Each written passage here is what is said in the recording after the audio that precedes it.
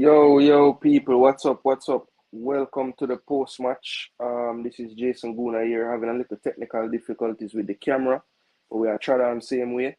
So as soon as we get in, people, just want to see your thoughts in the comment section before we start to break down the game. What are your initial thoughts on how the game ended? What did you see? What did you see? Let's see the comments, people. As soon as you enter, like, subscribe, share the content so it can get out there. Smash the like button, of course. So people, let me hear it. What you thought about the game? What you thought about the game? Happy with the result? Obviously, we wanted more, but will you take a draw in the first game?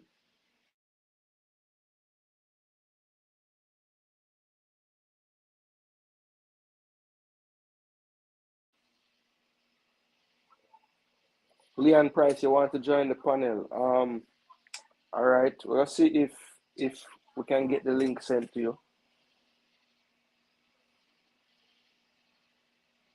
Yeah, man, Merit as well, Star. It's a difficult.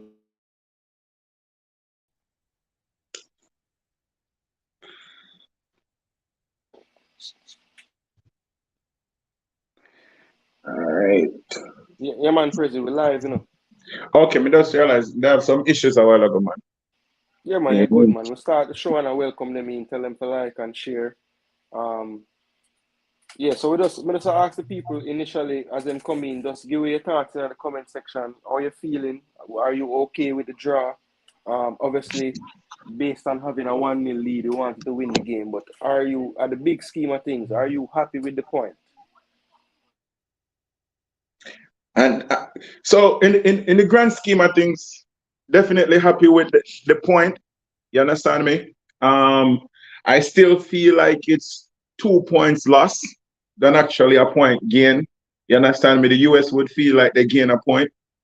You understand me? So, but in the grand scheme of things, as I say, it's a championship, and if you're not losing game, you're always in with a chance, you know.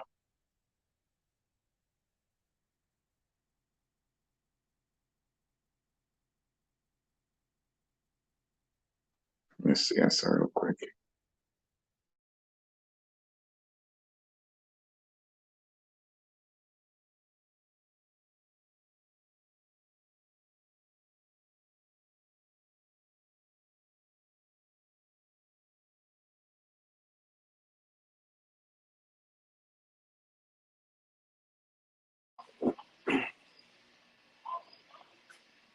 So yeah, let me see if I can find the link.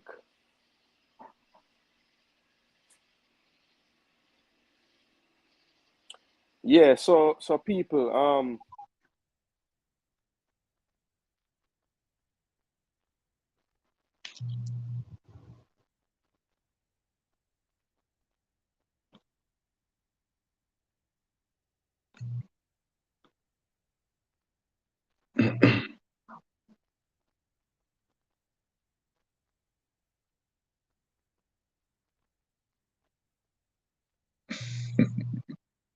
can move away. Talk about chipping.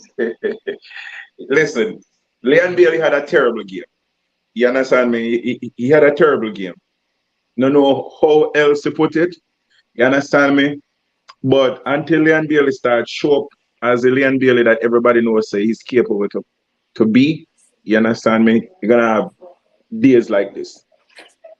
You understand me? There is not much, and we're gonna do the ratings, but he had a very poor game. I don't see how he um affected the game in a positive sense for Jamaica. He had a really bad game today. But one thing I can say about this Jamaican team, they will get better and have them in the if they go deep in the championship, talking about the semi-final or the final and stuff like that. You understand me? Have this core group of players that train at about 30 days, 30 days together. I see the team gradually getting better. Also, the USA was ahead of the Jamaican team in the second half. You can tell that the USA players are in better shape, and that is supposed to be expected. You understand me? Because a lot of the Jamaican players coming off season, while the US using the MLS heavy team, so they're mid season, so they're supposed to be fit and able for run. You understand me? Yeah, More than the Jamaican team right now. But and to that I don't see this as a bad result.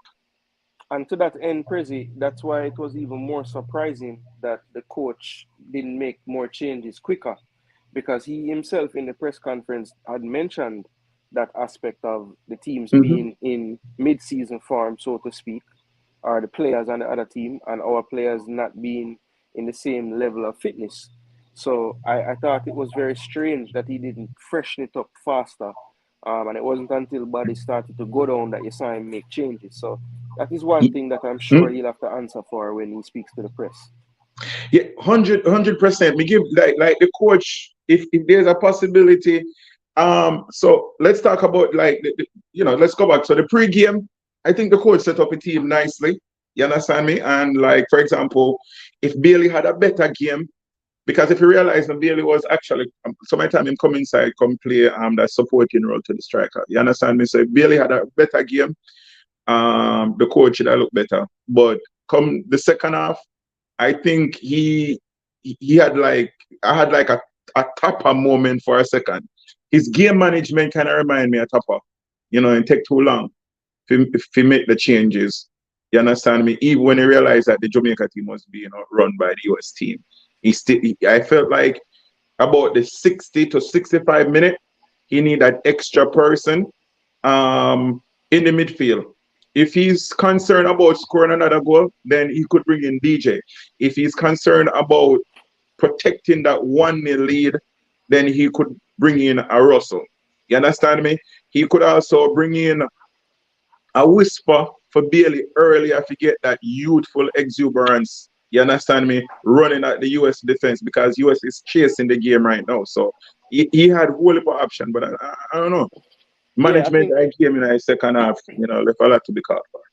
absolutely, and I think also even if he made the initial mistake of keeping it too long, I thought it was surprising that when they brought on Vasquez as a second striker, that we didn't just go ahead and put on an extra centre back to match up that, because we have Deshaun Bernard there waiting. You have Lambert on the field who could have just dropped the centre back if need be. So that Mm-hmm. was a bit surprising to me that he didn't change the shape to kind of counter what the US had done. Unless I had missed it, maybe they can help me in the chat. But I didn't see him really change the shape, which was surprising, because typically when a team is playing a one striker system and it's late in the game and you have the lead and the other team brings on a second striker, most times the coach will counter, whether bringing on a player to play centre back or just shifting the formation to match up. So Mm-hmm. it was surprising his lack of trying to make a decision to make sure we get the result. He was very reactive as a coach today, which Yep. which was surprising, because in his friendlies he has He made was, changes faster, and yes. it's something that I had actually commended him for in the past. So it just goes to show, when you're in competition football, those decisions can make the difference between 3 points and 1 point. And of course, hindsight is 2020, but even we in the moment were calling for the changes. So I'm sure he will look back with some regret on his substitution pattern tonight.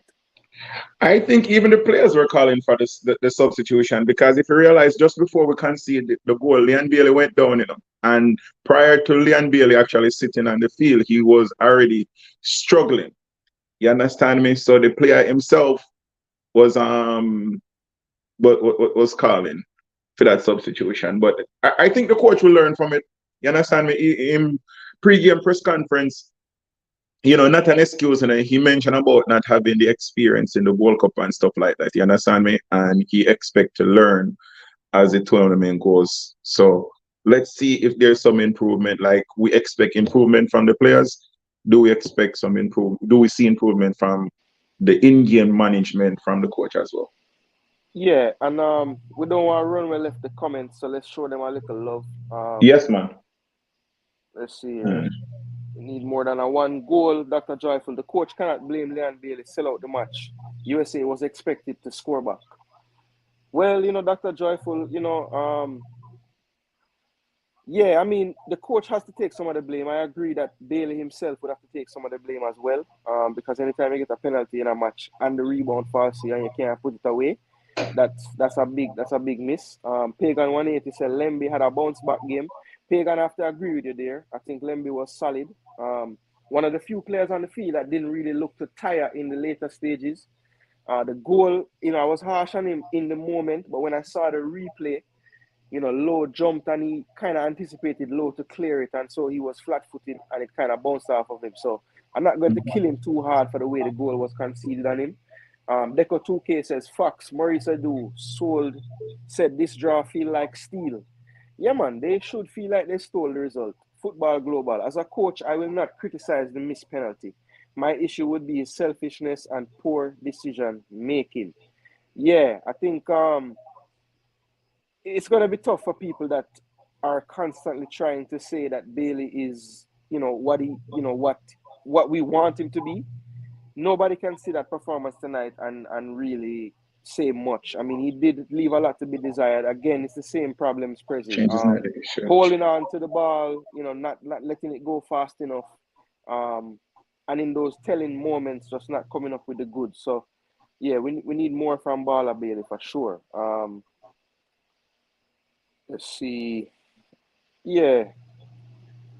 So, Prezi, when we started the conversation about the game and we're kind of looking back, do you think it would be a good time to start up some player ratings? Yes, man. Definitely. It'll be a good time. And we can start from the backline from Andre Blake up. All right, Andre Blake. So I think Andre Blake was solid. I think he made, I would say, about 3 point blank saves. I think the most impressive of which was the dive to the left, and he was able to save it with his feet. Also made a good save to Morris on a one-on-one. So Blake was solid. I think, obviously, you can't really blame him on the goal. He couldn't do much. Anytime a finisher has a chance with a bouncing ball inside the box, right in front of the goal, typically they're going to finish. So I can't kill him there. I think Blake, his distribution was a little bit better tonight. I don't remember him really clearing the ball when it was unnecessary too many times. So I do like the strides that he's making in that regard. And I think he had a solid performance. I would say he probably gets about an 8. I have Blake down for at 8, exactly. I agree with you. I think Blake had a solid performance in this game. He made that really good save with him going to the left and the ball went to his right and he used his feet to save it. And then that one-on-one pretty much with Morris as well, where him slightly injured him shoulder. I think that was a top save. And a save like that, I thought that, he definitely kept the Jamaicans in the game. And it would be really nice if we could have just hold out. But Blake, I think a solid 8 from this game. Let's give the audience, the fans, a chance to score as well. So let's look through and see what put your numbers up for Blake, people. What do you give Blake? Yeah, Warren Webster says 7.75 for Blake. Okay. Kevin Jones says 7.5. All right. Pagan 180 says 7. Football Global say I always stress to my players, football is a team sport. Martinez selfish cause his goal in the Champions League final. Mikel Antonio wouldn't miss that penalty and Bailey gets second chance and he misses a joke out the side. Big time on the truth. Ronaldo Henry. Slim B say 8. Javian say 8. DS Sports saying I give the keeper 9. Football Global say 8. All right, Mashano say 8.5. Fabi say 8. Amzo say 8. So Blake looked like him average about an 8.5. No? Yeah, man. I think we were spot on. Blake, yeah, it looked like the chat and the panelists agree. 8. I'm seeing anywhere from 7 to 9. So yeah, 8 is a good average for Blake. So a solid performance for Blake. Yeah.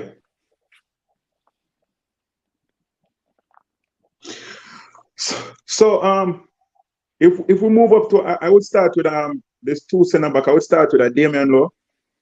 I believe that Damian Lowe being in the MLS and being a player that literally oozes patriotism and Jamaica, him ooze it, you can see it. You understand me? I think, the first half, a lot of us feel like, at any second he was going to get a red card. But I think that's just the passion and the aggression. And he was there to meet any challenge that the US, would bring forward. I believe, he had some lapses in the game, but he was solid with the crosses. He was solid with the crosses and stuff like that. He tried to play some ball out the back. See him try to look for Bailey a lot of times. So if those passes, if he get them passes off, would I look at him slightly different. But defensively, I would give Damian Lowe a 7. All right. So for me, Damian Lowe, obviously, I'll start with the positives. I think in most duels that he was in today, he was solid. I think, on another day, well, okay, positives. He scored a goal as well. I think, the goal was very timely. I think right at that moment, USA was starting to get a little bit of the game, and that the timing of that goal was really crucial. They finished it very well. I think another positive is, coming into this tournament, he was obviously not 100%, and he got through the 90 minutes and looked to be in pretty good shape at the end of it as well. So that's a good sign. I think at times, Damian Lowe, when he's in possession, just needs to keep it simple. I think every time that he made a mistake today, he tried to, shape to make the pass, beat the man, try to take on another man. Just play within yourself, Damian. Make the first passing option. Trust Mariappa, trust Blake. Just let it go and move and get into the space. I think there were, two or three occasions where I would love for him to, even though he has that passion, right, Prezi? At this stage in his career, he also has to take note of the situation, right? Yes. So there were a few plays when he's on a yellow that he takes these chances that are just unnecessary. Like, Borderline trouble play. Borderline. They yeah, were fine. Margins were very fine. and it's like at this point, this is a player that has had over 50 caps for Jamaica. Is an experienced campaigner. So, I just want him to just keep his head. I don't want him to lose the passion that you speak of, but you just need to place it a little bit better, right? Because sometimes the aggression, is borderline rash. And when you're on a yellow, you have to just be more mindful of that, right? So, but my score for Damian Lowe tonight, saying all of that, I would give Damian Lowe a 7.5 tonight. Okay. Yeah, definitely 0.5 for the goal score. That extra, I never took the goal into consideration as well. So I agree with that. Yes. So let's do the same and give the chat a run through on the score for Lowe. Okay, let me see where chat is there on here. So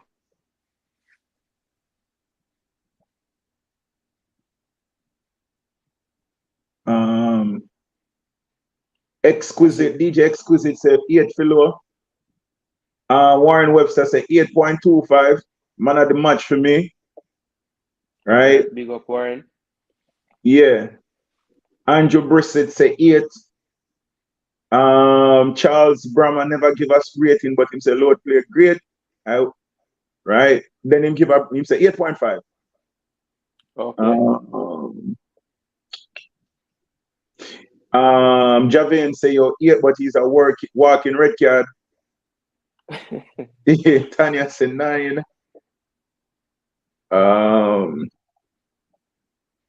Yeah, man, and then Andrew Brissett say 8.5, and then say 8.5. Park say 8.5. Man of the match. Brian Burke say 9 for Lowe. Well, it looked like the chat had to boost up the score for Lowe because the chat not seems so convincing. You understand me? Yeah, man, because you said a 7 and I said 7.5, but there's a lot of 8 and 8.5 and 9. Yeah, so it got average out to that 7.5 there. Yeah, we'd have to give him a 8 to 8.5. Yeah, yeah, probably 8.5. 8.5. Yes, football global situational awareness. And yes, that's what we need him to improve on. Right, that's all.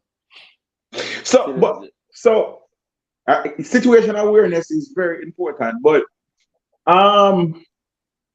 since we can't forward back to this, but I think based on what the chat is saying and Mm-hmm. what we're saying, I think it goes hand in hand with the next player that we're about to talk about. Mm-hmm. Do you believe that Lowe felt as if he needed to be the aggressor or be more aggressive based on the person that was playing beside him because he knew that Mops wouldn't be that person. You understand me? Mops is slower than him and stuff like that. So he had to play that role in a sense. Like if he had a Ethan Pinnock beside him, then Ethan Pinnock have the speed and everything else that you don't get from No, him. I think Damian Lowe is gonna play similar to how he played tonight if I am his centre back partner. I don't really think Damian Lowe is gonna change how he plays in terms of just his playing in an athletic way. Like he does everything athletically, run down people. My thing Mhm. is in that moment when the ball and the man and Damian Lowe arrive at the same place, that is when I need the situational awareness to kick in. I don't want Okay, him yeah. to, you understand? I don't want him to not be Damian Lowe. I just need Hmm. him to understand that in certain moments, the extra action with the hand and the getting off both feet to get the ball, that is where I need you to be more aware in that moment. Right? I Yeah. don't want to take away, as you said, the passion or the aggression, but Yes. it can be placed better. That's all I'm saying. Yep. So with Maps, um, I feel as if like the next our next game, I would like to see the coach pair Low with a Bernard. But let's get to Maps. I think Maps had some missed passes. He had some weak clearances. There was a chance for the United States when the United States play the ball long and the attacker was probably about 5 to 7 meters away from Maps, and then his clearance was literally cleared to the attacker feet, which end up created a chance for the United States. You understand me? I think he's a good statesman for the country, but I don't see how throughout this tournament that we can actually play him in every game for this tournament. And I feel as if he's becoming slightly more of a liability than an asset. I could be wrong, but that's just my observation. Yeah, look, I can't really go against much of what you said. All I will say is I think Maps is the type of defender right now that would much rather not get into any duels on the field for the 90 minutes, right? He knows that he's limited in certain aspects, and it hampers him. But I do think that positionally, he still has a lot to offer. There were a lot of plays where, because USA, as JD was saying, made a whole lot of forward entries, final third entries, and a lot of the times we were able to defend the ball at the first contact, right? And a lot of those deflections and interceptions was Lowe and Mariappa. Now Lowe had the bulk of them, but Yeah. Mariappa had some as well, right? And I do agree with you that at times today he wasn't as clean in possession as he normally can be. So I think that bumps down his score a little bit. And Hmm. also, you could see there was a marked difference in his overall gameplay once the time went past, you'd say 60, 70 minutes, right? Yes. You definitely saw his legs start to go. So, the reaction time got a little slower, the clearances weren't as crisp and far, and we were under more pressure. So, overall, I think Maps probably gets about a 5.5 from me. I give him a 6. Yeah. All right, so that good. I give him a 6. All right. So let's see what the chat that says. So all right. So Pagan 180 say map 6.5. Um Okanvo, Vango, Okangvango say Loa was protecting maps Alambasika all night. I disagree with the second part, but we'll get to that. Um Somebody Yeah, say, you so know so we yourself, got, say maps look good. yeah. Um Dura say maps made me worry.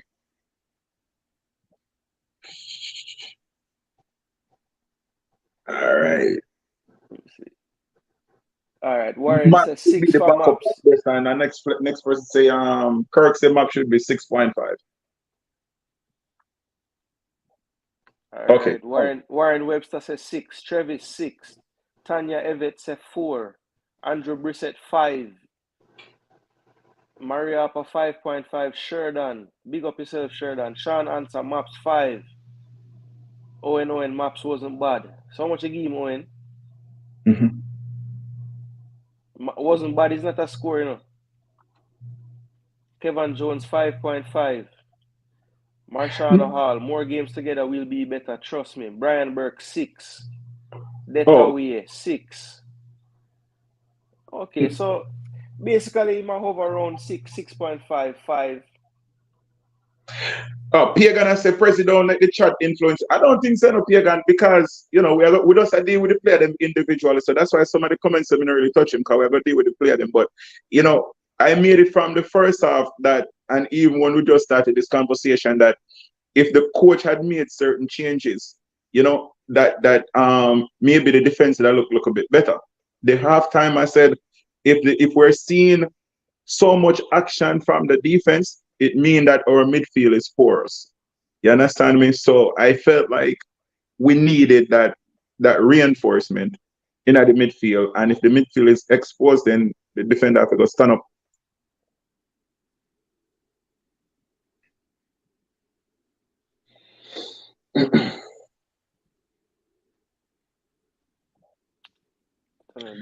uh, Sorry, President. I try yeah, man. get something sort out real quick. Yes, people, smash the like button. The like button. Yeah, how the likes them look? Let me see. Like, so look. 82. Because people, may I tell 82 you this, and 175 people watching. We can do way better than that, man. May I tell you this, people. If the likes them not good, President me not a job, So just Facts. make you know. Just make you know if you know want to keep a job or not.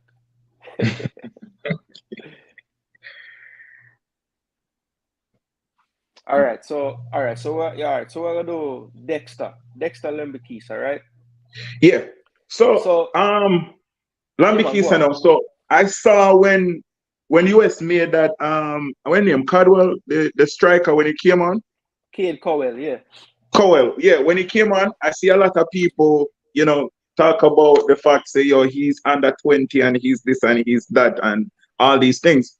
And it seems as if we completely forget that we also have our under 20 player starting, which is Lambikisa. And I don't see where, in terms of his decision making, his position, where he positioned, how him deal with the crosses. I think he was solid. You understand me?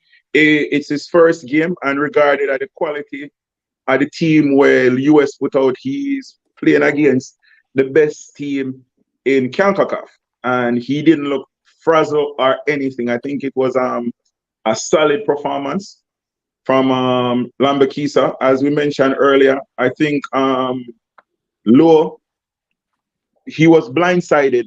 The goal that we end up conceded when he ended up flat-footed, he was blindsided because Low actually make a movement, so he didn't expect the ball that reach him, so he was pretty much flat-footed in his reaction. But I think he had a good game and definitely one for the future. And me personally, would I give him a 7?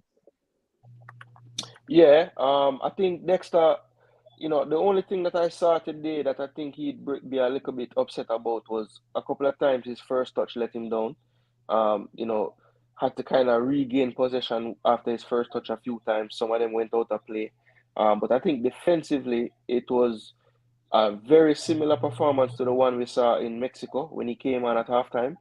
I don't think he really got beat on a one-on-one, maybe more than one time. And he was very solid in the air and crosses, even on long balls on his side Mm-hmm. of the field. He won a lot of the first headers. Just a very, very athletic player, and I think you can see that the experience he's been gaining playing for Jamaica, like he looked a lot more comfortable today. Like, you Yes. know, at times it looked like the game would get beyond him as far as pace is concerned. But today, you know, he kept the game in front of him for the most part. And I think that play at the end, as you say, it was just kind of hard luck because, as you say, I think Lowe really, it looked like Lowe was going to be able to get the header and it just went over him. Mm-hmm. And he was unsighted and the ball came at him kind of fast. So, you know, hard luck on that play. But I think he still can get about a 6.5. That's what I'll give him. Okay, yeah, 6.57, that's fine. So, all right, go in our chat and see what the chat has said about him. I'll All let you right, go ahead. let's see. Dexter 6.5, Pagan. Letaway 7, Owen 7, Omza 5. Midfield 2 was a joke. Okay, respect will soon reach there. Mm-hmm. Patrick Riley 8, Warren Webster, Dexter very good. Sheridan, Dexter 7, well played. Rebel Guru said Dexter should have been subbed and put Latibo there at right back. Dexter did good, but he needed a sub around the 75-80. You know, I go have to disagree with you guys there. I didn't really think that he, you know, lost a step or anything towards the end. I thought he was one of the more one of the few players for Jamaica that I didn't really see his standard drop as the time got later in the game. I thought he was still winning most of his duels. You know, Mm-hmm. even a fresh Cowell, as Prezi said, couldn't really get by him. So, um, Yes. you know, I think he's being a little harsh there with the sub. DJ Gigs, Dexter 8.5, Warren 7.5, Tanya 8.5. Did his thing. He worked tonight. Why Tanya, yeah, send the hearts to all of the ball of them. Love that. Owen, USA played like a team that knows how to play together. That's very true, Owen. They had a system, and it was very clear to see. Dr. Dan, I think the back line was good. It was the midfield front players that was poor. All right, I think that's okay. One more 7. So yeah, Prezi, I think 7 seemed Yeah, like man, I think 7 makes sense. that seemed I like the think 7 is average. a All good right. call. So over on the left back side, Amari Bell. So Mm-hmm. Amari Bell, you know, I thought he was solid. I think I'm beginning to notice that Amari Bell in this system for Jamaica is really a defensive left back. You know, you Yes. don't really see him venturing much forward. And to be totally honest with you, I'm okay with that because I think we have enough players that want to attack. And I'm totally fine with another player in the field that is just more concerned with defending their box. Um, I think today he was solid. I don't think he influenced the game much, but I don't really remember us getting killed on the wings tonight. I think most of the plays that came from America came right through the middle. So Mm-hmm. um, I think he did well. Of course, I saw him go down, and I think a part of me kind of wishes that we had a full assortment of players in Austria because looking back, was 90 minutes against Qatar really worth it for Amari Bell? Was that necessary? You know, probably not. But the coach didn't really have many subs to use, so I think that did catch up with him after a long season, and I think that's a part of the reason why he went down tonight. Hopefully, it's nothing too serious because we'll definitely need him moving forward in the tournament. But as far as tonight's game goes, I would probably give him a 6. Okay. All right. So I have to agree with you. Bell, he's a traditional left back. You know, Gregley would that be that left back where he give you a lot going forward, and when Kemar Lawrence was the taxi. You understand me? So definitely, Bell, he stood his ground. You know, he defended well. Once again, the crosses that came over dealt with his crosses, and his passes out of defense was also pretty solid. I have to agree with you. Looking back, after a long season that he had, those games, you know, the full championship season, the playoff in the championship as well. You understand me? I think that definitely caught up to him. And let's hope it's just a cramps from the overload and he can recover quickly and be available for the Trinidad game. But I would definitely give him a 6 based on what I've seen today. Yeah, man. Same drill, man. You don't know if to include the people tuning in, Yeah, you know? yeah. All right. Stefan, I said Bell 7.5.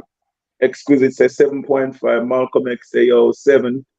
Warren Webster says 6.75. I have to scroll up to see what I go on. I look like we are grade harsh. Yeah, it looks up. Pagan say Amari 7. Right. The Woodhouse family say 8. Rebel Guru says 7. Man United from Beckham time say USA wasn't even that good. We handed them the game. I think sometimes we look at games and we sometimes don't really pay attention what happen in the game itself, and we look at the names and say, yo, if these names were there, then the game would have been, or whatever the case is. You understand me? We had all the name brand players. So once again, I said this last week that a system is always gonna trump individual brilliance. You understand me? You might have that one player who can get you over the line, but 9 of 10 times the system itself. You understand me? And the US kind of does play into the system. I feel as if like they weren't dynamic enough. I think the US was slow in them build up, especially in the first half, and kind of increase the speed a little bit in the second half. But I think if the US did move the ball quicker, would have more trouble. And that will take us into the discussion at the defensive midfielder. And we start with Joel Latibody. I feel as if like he had a pretty good game. Pretty good game defensively, I think. But what I would really really expect from him, and what I would want to see from him, is him presenting himself to the lower, the Ethan Pinger, the maps. Present himself early in the game to take those ball off the center back. You understand me? And start the play. I didn't see like in the game today where he was picking up those balls from the center back, starting the game, make himself available, present himself for us to start the game. And I feel that's part of the reason why a lot of times when the defender then receive the ball, they're looking long. Because as a defender, a lot of times you don't want to keep the ball for a long period of time. Once that midfielder, that defensive midfielder presents himself, you're going to give him the ball, and sometimes he'll probably give it to you, or them start make that forward passes that would end up go to Mikel Antonio and stuff like that. So I feel as if he didn't present himself and do his job, and that aspect as the defensive midfielder. You understand me? But he tracked really well. You understand me? He tracked really well. I just feel as if we had that third person in the midfield, would have seen more from the Jamaican midfield. But I think him tracked well. I just wanted to see him to present himself quicker and earlier to the defender to receive the ball and start the play.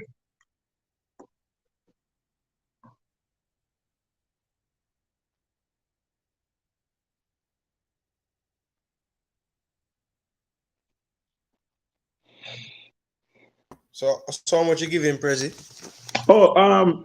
Whenever I give him a score, I give him a 6. Joel, that right? Yeah, Joel, I give him a 6. All right. So Joel, for me, yeah, you can tell just based on the positions that he takes up on the park that the role is not like his number one role. You can tell it's a bit foreign to him, just the type of positions you see him take up. But one thing is for sure, he has the technical ability for the role, right? And he has the tenacity for the role, and he has the energy for the role.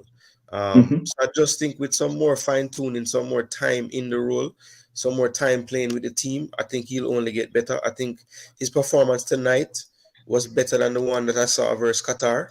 in terms of his positioning, in terms of his how clean he was on the ball.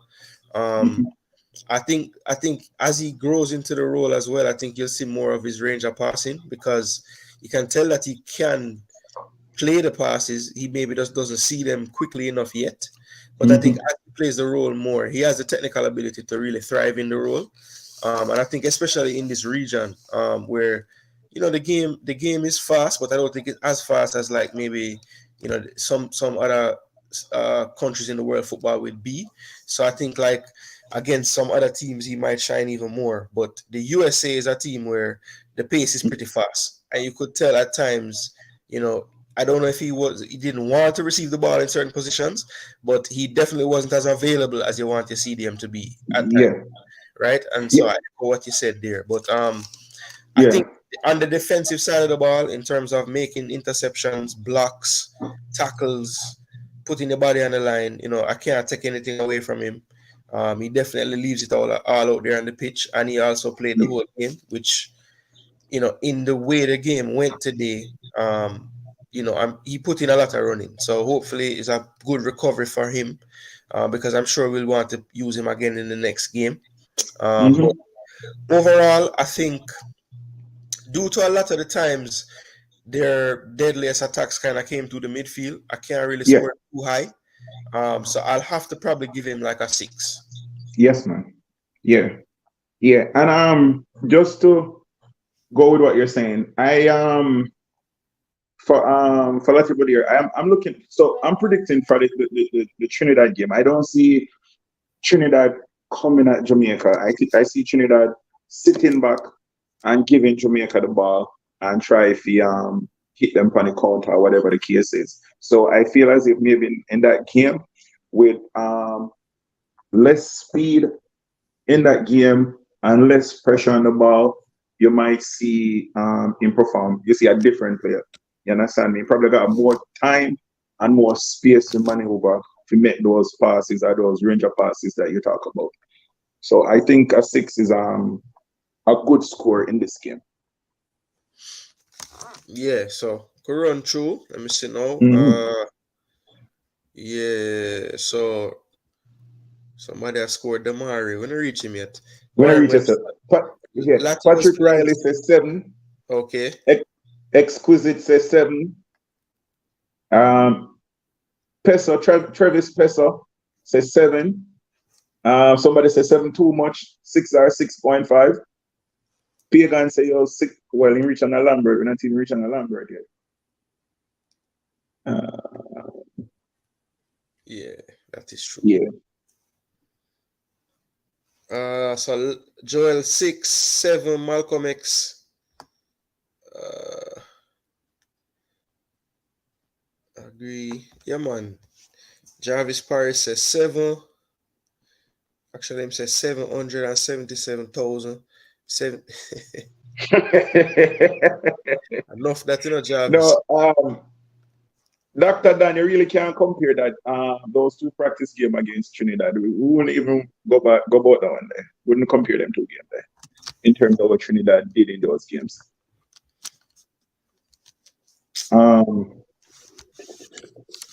Yeah, man. So I think you see, like, so I think with because the US, most of the US attack, as I said, went through the midfield.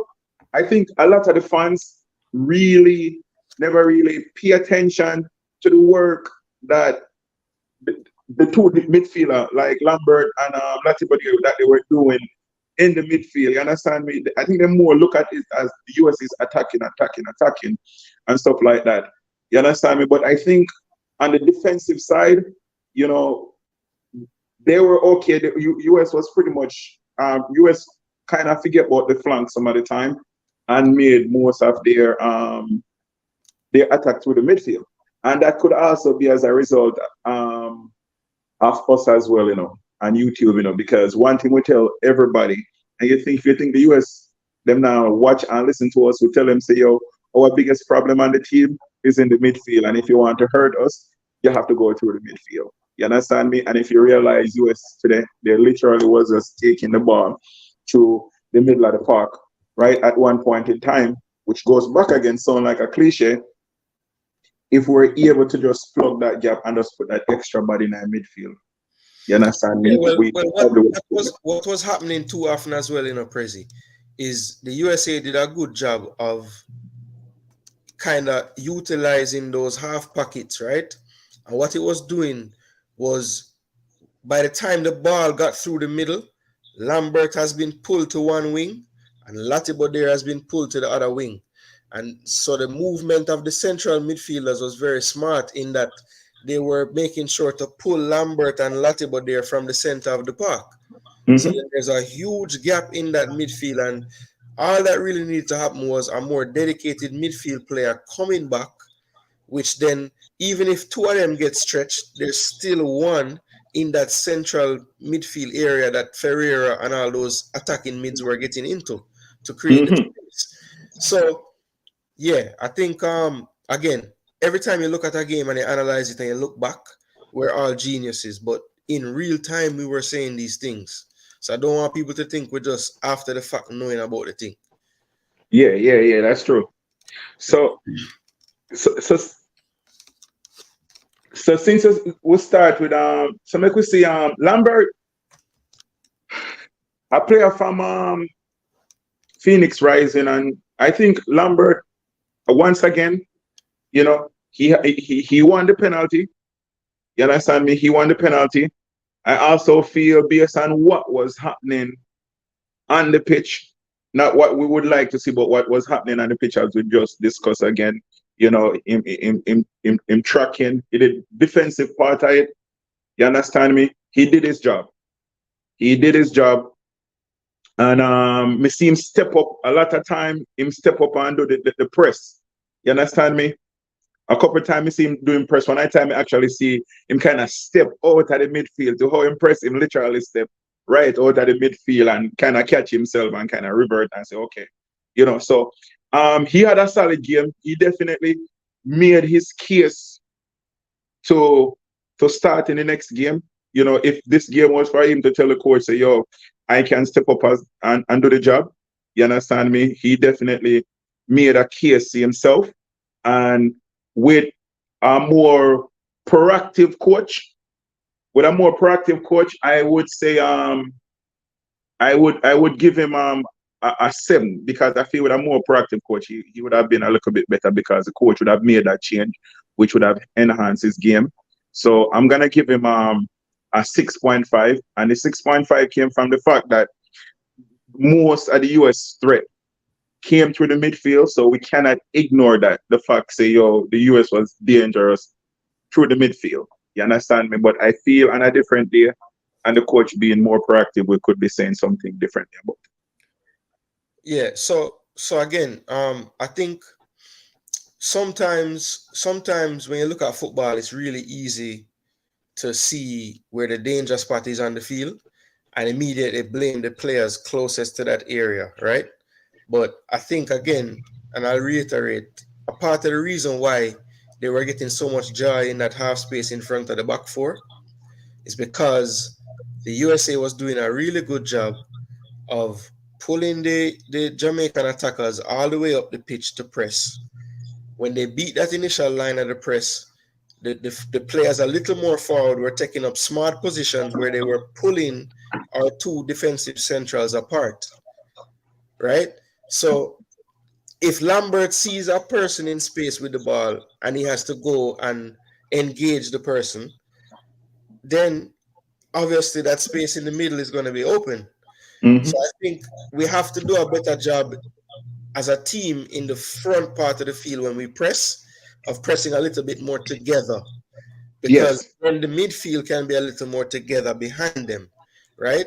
So there's a fine line between pressing and just kind of playing suicide. And I think at times when we got more tired, it became suicide, because Lambert chasing a player, as you said, way past the midfield, right? And, you know, he had to catch himself like, wait, I can't really be this high up the back. I have to go back. But that's the instinct of a ball winner. If the ball is in front of you and there's no other Jamaican shirt around, you're going to go try win the ball. But I think we have to be a little bit more smart in that and not get so pulled so far apart, especially since on the back line we have a player that we know is a little bit slower, which forces us to have to play a little deeper. So we can't compress the park like we want to. So I think, Lambert, I think for what he did on the pitch, I have to give him a lot of kudos. I think he won a lot of his duels. I think obviously in possession, he's never going to be the best, but I don't think he was overly poor in possession today. He didn't really have the ball. And I just have to commend him for making a lot of tackles, duels, being mobile, not running for the whole entire 90 minutes like Latibo did. I think he was, if I'm being honest, I think he was a little bit better even than Latibo there in the game today. So I would have to give Lambert about a 7, to be honest. I thought Lambert was good today. Okay. Yeah. Like I said, definitely. I think the tactical indiscipline was more a byproduct of the people around him, right? Yeah. So yes. The person to the right of him and a little bit forward not doing his job the best.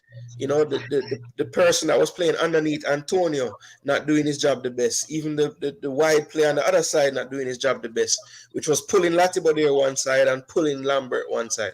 I think that was a part of the main reason the middle was so open.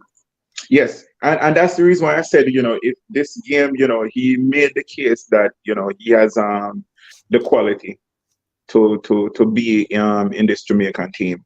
You understand me? So he definitely made a statement, and as I mentioned, with more support, we could be having a different conversation about how the game went for him. Go to the chat and people, before we get to the comments for Lambert scores, remember, like the video, people. Like the video. Close the chat, smash the like button. Yeah, we have 109 likes. We have 136 people watching right now. We can't 142 and 109. Definitely can't do better than that. Do better than that, man. Come on, man. All right, look, people. Patrick Riley, Lambert, 7.5. Rebel Guru, Lambert was the second best outfield player, 7.6. I think you might read that off a sofa score. Lambert 5.5, Lambert 7, Sheridan. Charles Brahma says 7.5. Dr. Dan, we'll get back to your question here. Yeah. Warren Webster, 7.5, won the penalty, extra point if we got that win. Lambert 7 or 8. Which one? All right, we'll go back to Dr. Dan's question and see what he must say. My question is, if all these players played so well, how did Jamaica draw the game? Or is it you guys grading his win? Only player should get over average is D-Lo and Blake. How you feel about that? How you feel about that, Prezi? You think we the fans are grading them too easy? Because I think that our grade has been less than the fans most of the time. So maybe Dr. Dan just talking to the fans in the comment section, I guess. The mute. I think that question is probably for the fans. Yeah, I believe so. Because we have been below their score pretty much the whole time. Yeah. So all right, Rebel Guru. Sorry, me never realized you get so scientific and 7.6 is your score. So I'm sorry say at the rating site you look on.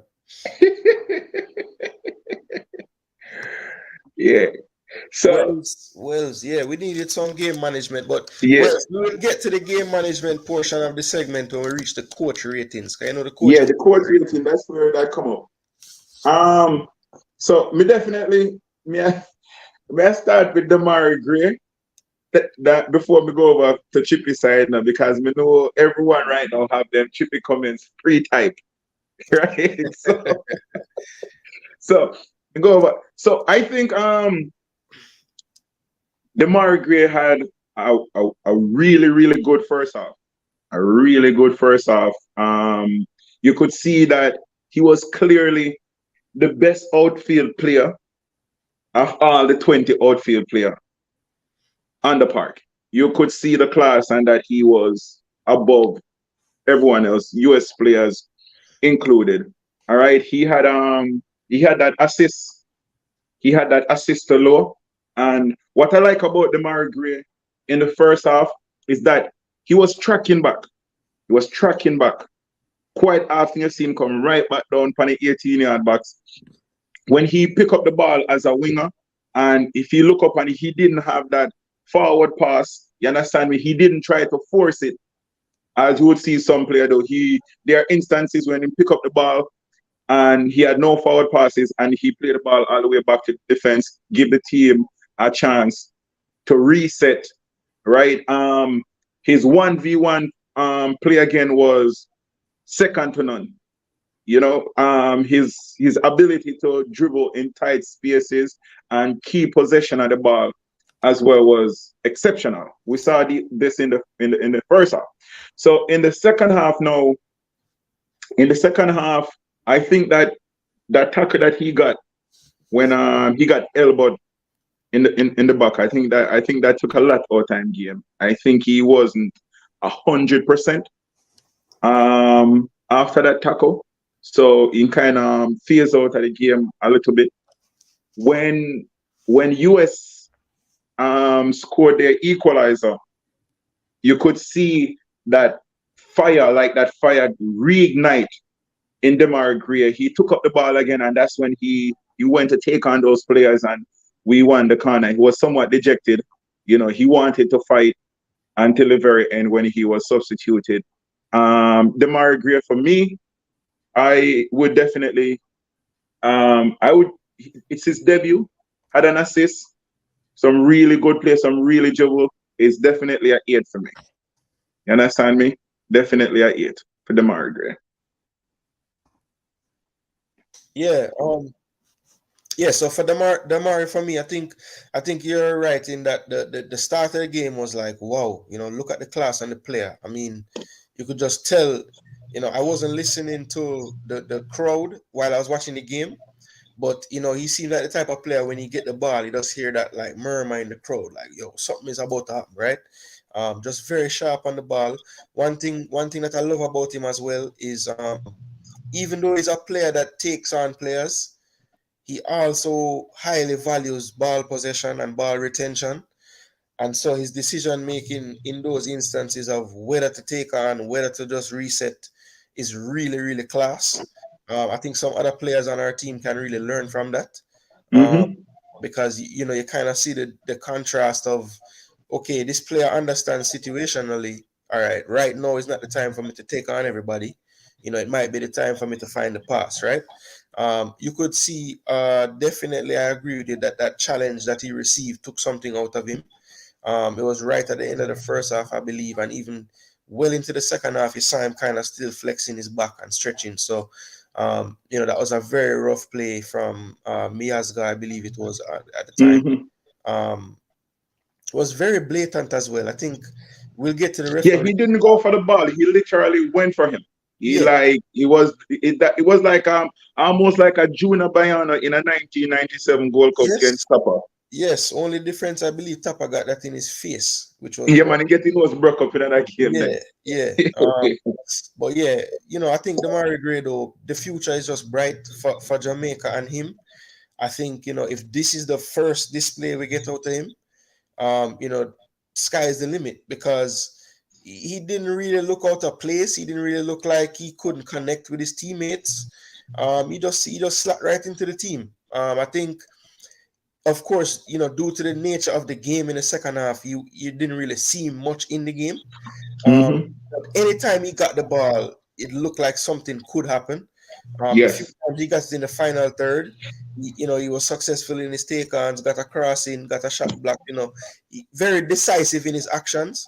And I think, you know, even though he had like a facial expression of being upset to come off, you know, he kept it in check. He didn't make it a big.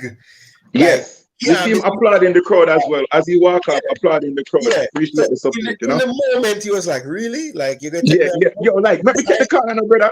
I agree. And I thought, you know, because if you're looking, there was a mix-up when he was going to put the thing up. And I think the guy was telling him, no, stay and take the corner first. But the guy put up the number, so he had to come off. Yeah, the coach was even telling the fourth fourth official, official say, "Yo, wait, I make him kick the corner." I and the saw that. fourth official said no, it can't go so. Yeah. But I did notice as well when the USA got the goal that it's like he found a new energy. Yes. And so me personally, I wouldn't have taken him off in that moment. Yeah. Just from the fact that he had just earned that corner and he just looked like he had a new burst of energy. So I would want to just keep him on the field. Yes. Score in the 9 minutes in the Premier League, you know, I know that he's that type of player. So I would have kept him on the field. That's just me. But let me get to his score. I think Damari Gray on debut, I'll have to give him a 7.5 for the assist as well. So I'll give him a 7. Okay. All right. So people, how it stayed? Damari Gray.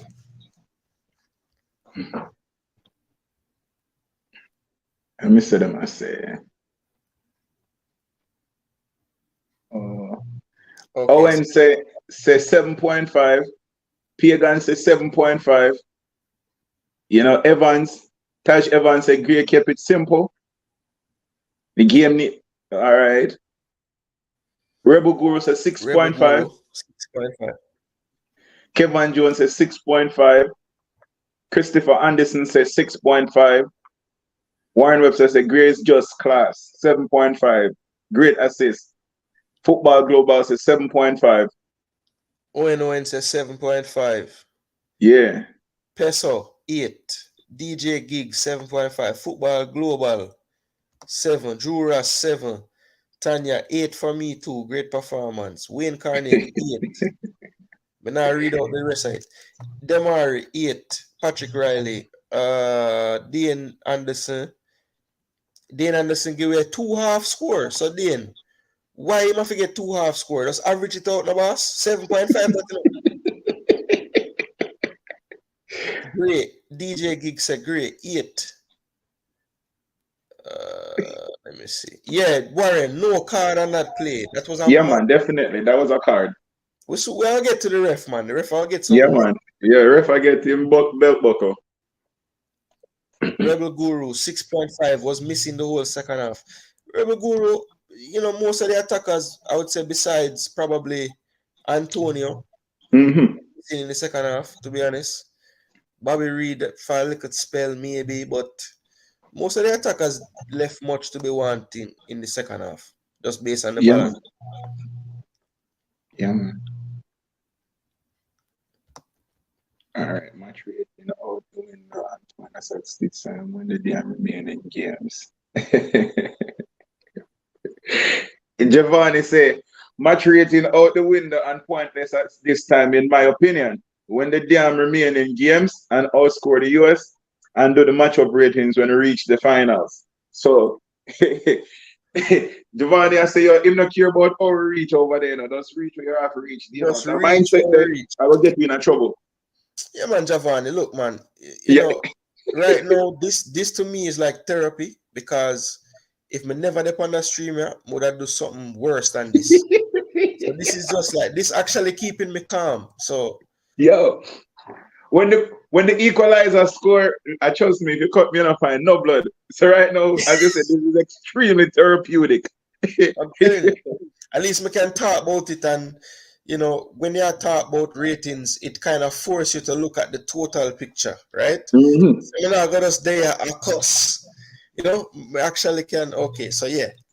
So yeah, people, this is like a venting thing, you know, therapy. Refatif, service up. So like I wouldn't know, sir. I would have missed say something a while ago. Rebel Guru says, so why giving them high score? Why not? Now ask the question, Rebel Guru, and get a chance to respond to that. Why not? Because if we are go based on what we saw on the field, you understand me? Jamaica lost 2 points, US gain a point. You understand me? So why not? We're not saying that the US ran over this Jamaica team 3-0, 4-0, or 5-0, or whatever the case is. We're not having that conversation. You understand me? So why wouldn't we want to rate the players based on how they perform on the field? Yeah, me personally now give them high score though. I mean, So we don't. and I know this last time I had a comment, and a lot of times we read the comments and we think they're directed at us, but it could just be everyone in the chat. I true that. So, Could be good. all right. So look, let's move along. The next player would be Bobby Reed. Go Bobby on, Reed. where's about Bobby Reed? I believe I think Bobby Reed have a good game. I think you know some other game you would see Bobby Reed get lost in the game and stuff like that. I think there was some decent link up play. I think it was some decent link up play. Him trying best to find Antonio a couple of times. They play the workout, but I think his work rate and putting some pressure on the US defenders as well. I think he had a decent game. It wasn't the Bobby Reed game that you're going to talk about, that sensational goal when score. He held his own. You know, I think he scored maybe around a 6. I wouldn't really give him more than a 6. I think it was just a decent game. Yeah, I'd have to agree there. I don't think that Bobby had the best of games in terms of in possession. In fact, it was one of his sloppier in possession games. I thought he didn't connect some passes that he normally would on another day. But as usual, he gave you the usual work rate. I mean, he was always there. I think a big part of the reason why Dexter had a better game is Bobby Reed in front of him. That's something that we didn't really mention when we rated him, but you have to give Bobby his props because that's true. I remember Dexter being on an island many times. When he looked like he might have been under pressure, you saw Bobby pop up and give him the support. So, in that regard, he definitely played his role. I think, that's the thing that about Bobby, that is why he probably plays for Fulham a lot, why he'll probably play for Jamaica a lot, is at least you're gonna get that from him, right? And he has that moment of brilliance in him if he can get a chance as well. But I would like for him to clean up his ball possession. I think of all the players out there, it looks like he might need a little more just game reps. He wasn't as sharp as he sometimes is today. So I think he's one of the players that you could probably look for his performances to improve as the tournament goes along. But I think today, his defensive work rate keeps his score at a 6. Yes, yeah. So that was also my assessment. And then I'm looking at the Jamaica team, right? And that's the reason why I'm somewhat confident that we'll see an improved performance, especially on the physical side, because a lot of these players, they were out for like 2.5 weeks, almost 3 weeks, and Damari Gray looked like somebody he was actually doing, continue to do some work and stuff like that. So I think with more with this game, a couple more training sessions, you understand me? We will see that the team will play for a longer period of time. In this game, I felt like they played for about 75 minutes, and then it kind of start go downhill. And like we said, when we reach the coach, we talk about that. But I expect that moving forward, you will see the team play a little bit longer, closer to the 90 minutes than what we see today. So yeah. I guess we can address the elephant in the room right now, right? Yeah, before we get to the what is going to probably be the longest argument, let's just show some love to the people and voting for Bobby. Yes. All right, so Pagan says 7.5 for Bobby, Peso says 8 for Bobby, Snip Sip says 6, Stefan Wright 6, Jura 7.5. Bobby worked hard. Owen, I'll give him a 7. A good 6, nothing special or bad. Bobby was a workman, he was everywhere. Yes, Warren, you're gonna get that from him. DJ Gigs, Bobby Reed 8. Rebel Guru, Bobby was a 7. Love the passion.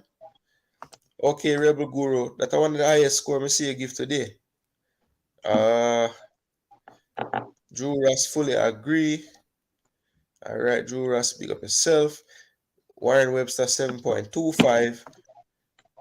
Kevin Facey just wake up and I say Gray 8.5. Willow 6.5. Hoping to see improvement from him in the coming games. Yes, Willow. Feel the same way. Feel like he needs some improvement. All right. So the man just said the word the elephant of the room and people start drop Leon Bailey comment. So Prezi, you can take a Yeah. lead from Bailey, All right. So Leon Bailey. All right. So with me personally, I I'm one of those supporters who rate Leon Bailey highly and waiting for that moment where he's gonna have that consistent run of game for Jamaica. Even Unai Emery and Aston Villa say he would love also want to see Leon Bailey one keep healthy and two have some consistent game in the Aston Villa team, right? And then what I saw with Leon Bailey today was the first thing was decision making, whether to pass the ball or to keep the ball. All right. I think that was lacking. Um his dribbling, when to dribble. Are those dribble decisive? Are you dribbling with an intent? You understand me? Maybe dribble with an intent to maybe release the striker because they might have that defender that pull up to close down the player, which might end up release a Mikel Antonio or release a Bobby or one of them. So I think he's dribbling when to dribble and when not to dribble. I think he need to work on that.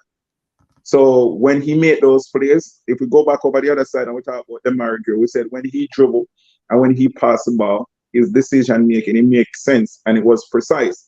And Leon Bailey was a complete opposite. Also, I feel like part of the reason again why we had the two midfield with Lambert and Latibadier stretching in the midfield is because you didn't have someone like a Leon Bailey dropping inside at times to provide that coverage. I also feel that coverage was lacking. Going up to the penalty right now, he didn't have that confidence. The penalty was delayed for a period of time, for an extended period of time. And he, a lot of times, player will move around. He stood in the same location the entire time. Once he picked up the ball, he was stationary. He pretty much gave Matt Turner the eye to say, this is the direction that I'm going to go with this penalty kick. The keeper was able to read him like a book. And even when you had the rebound, I know you only have split second to make that decision. You understand me? But he had enough time.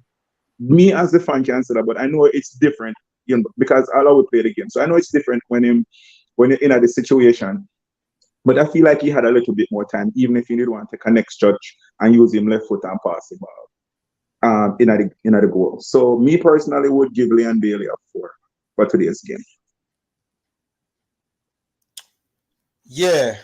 So for me, Leon Bailey, right, tonight, basically it's tough because I think when you look at his actual statistics in the game, he did a lot of work in terms of winning the football, I would say more than normal for him. So you can see that the latest form that he was showing at Aston Villa, putting a little more defensive work. He did it tonight. I think the biggest problem for me is still decision making. He's still making the same mistakes that we see from him too often. Just not making the right decisions on the ball. There was one play in particular, I believe it was like towards the end of the first half where we had a break. He beat the first man, got into the middle third. Antonio made a run to the left. He looked him off and cut the man. Gray made a run to the right. He looked him off and cut it back, and then the ball got taken from him. So that in a nutshell is like, the issue that people have with Bailey. yes, we know you're a flair player, but you need to know when to use the flair. There was no need to use the flair there. Just release one of the guys, move into position, we get a goal scoring opportunity, and we move on, right? So I think at this point, I don't know what it's gonna take for him to just realize that you don't need to do everything. When you look up and you have Leon, when you look up and you have Mikel Antonio, and you look up and you have Damari Gray, you have every reason to just play that pass. There's no reason to hold on to that football, right? So yeah, I think definitely it's a case where when you want to be so badly the man and the team and you overdo it to that point that is so obvious, even to the point where you know, kudos to him for wanting to take the penalty, but most people watching the game would have picked someone else to take the penalty. I mean, everybody on the panel, if we go around and say who would take the penalty for Jamaica, I don't think any of us would have said Bailey. So, you know, look, man, you just need to do, if you're going to take that responsibility, you have to finish it. And, I think that Leon left a lot to be desired tonight on the field. I will commend him again for his work rate. I think he did more work than normal. Still could have dropped further back on the pitch, but in his actual duels, he won a few duels.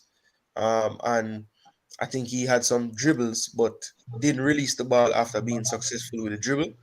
So it's like every time you give him a grade good, you have to take the grade back off. So for me, I'll say Bailey got a 5. Okay. All right. Halfway. Some good.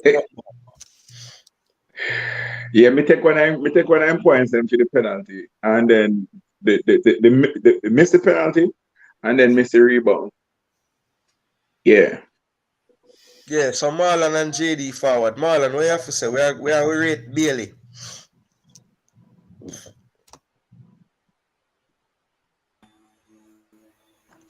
I don't know what to rate him. Listen to me, and you see this, and when I say stuff at times, right? You're not a proven penalty taker, right? Mikel Antonio has done it at club level, right? He has done it for the national team, score against Panama penalty. Bailey has one, I think he scored against El Salvador or Honduras. One that I told him, I think Honduras, when he and Ravel scored in the 2-0 win, right? You're not a proven penalty taker, God. Even the penalty you score against Honduras, if the keeper, right? Maturna there leave the ball, no? The keeper is here. You're looking at the left post, right? And the keeper is basically heading that way already, right? Maturna has a 43 to 45% penalty save ratio from MLS straight through and plus for USA, right? And I think that's where the pressure came on us. You put this USA team down 2-0, right? When you hear Alex Lalas say that you have 50,000 Americans in the stadium, around 6,000 Jamaicans, and you're not any Americans. And I think that's where we kept them in the game, right? And I think the coach got it wrong as well. Money management. He should have literally bring on. I think Latibodier legs was gone in the midfield. From the 75 minutes, you could see the energy wasn't there anymore. So I'd have really made the change here, even bring in Russell, who's somebody more is more a conductor than a CDM. You see Lambert was up to the plate. Because guess what? Lambert is in full season. So you saw the fitness level there. And I think USA bringing on fresh attackers, Vasquez, Mihailovic came on there, Caldwell came on, Roland came on, right? Neil came and had an excellent game. I think he came on and was a calm at a back line for them. So I think I don't think Aaron Long going to sit back the field for the Gold Cup. No, well, I think I said he's a kid, but he showed that he has a calm head, right? But I wasn't confident. But if you notice the second half when the change was made when Bobby Ray came on the right, it you see it was more fluid than when Bailey was playing on the right hand side. Later, Bailey went in field to play attacking, and Gray was still out. But you saw the link up play with him and Anthony. Anthony came there. Link up play was there. But overall, still, let me give a 2 minutes. Let's run through fast. I give Blake a 7.5. Low 7.5 as well. Maps, I think everybody write him off. I think Maps, we might say he got caught out. A couple of times Bill went up, but what Maps uses the experience, use his body to shatter the attacker, right? As I said, we know the legs are not there. When I look at how Acerbi is playing for Italy, I think Maps is much faster than Acerbi. But our system is yes for Acerbi in the back three, can play centre back. Where he is the man in the middle there. So he does come across to clean up. But I have to give Lambasika redeem himself from the Qatar game. Give him a 6. Bell, sturdy as well for your 6. Taxi came on 5. Lambert work in the midfield. Got a 6 there. Latibo there was the more advanced of the two. Although Lambert got his second penalty in 2 games. So I think he's finding 7 in the box in the offensive end. So both of them I give him a 6 there. Bobby Reid, 6.5 for his work rate. Demar Gray, first game playing in hostile environment as well, playing in America for the first time. Give him a 6 out there as well. Bailey, I give Bailey a 5. He held on to the ball too much, overdid stuff, and really put the team under pressure at times. Even at the halftime, I was listening to you and JD and President there was watching the game. And when he got the breakthrough, Mikel Antonio brought the centre off. Demar Gray was steering on. He decided to cut inside out. He had Bobby Reid outside. He had 3 players there through the channel. Right? He had 3 passes to pick and he cut inside out, lost the ball. He didn't get full, lost the ball. And although the referee blew off the game there, for me still, the draw is a good game. Jamaica could have lost. Right? Jamaica could have lost. And I'm being honest, at one point I wanted them to lose. And it shows you where US are, right? US are on a different level of football from us. And personally need to understand this. US are a different level, right? I was listening to Heath Pierce and Jimmy Conrad and Charlie Davis, and they were disappointed that they could have lost the game. I typed in the chat and said, guess what? Jamaica could have lost because Andre Blake made 3 world-class saves. Serrano kick and miss. Right? Aaron Lang hit one over the bar. Although they got a ball at ricochet of Lambasika and Vasquez score. But you could see the pressure coming on. And this was literally like the quarterfinal in 2021, where the pressure was coming on. The ball came from the right, went across. And if you guys realize Bailey went down there in our defensive third. The coach was making a substitution, right? The ball, he's telling me it's okay. The ball came back into play from that side, went over there, came back over again, went back to Ferreira, the cross came in, and that's where it came off. It come from. So I said, point is good. You don't lose the game. That's positive. So that's my thought on it.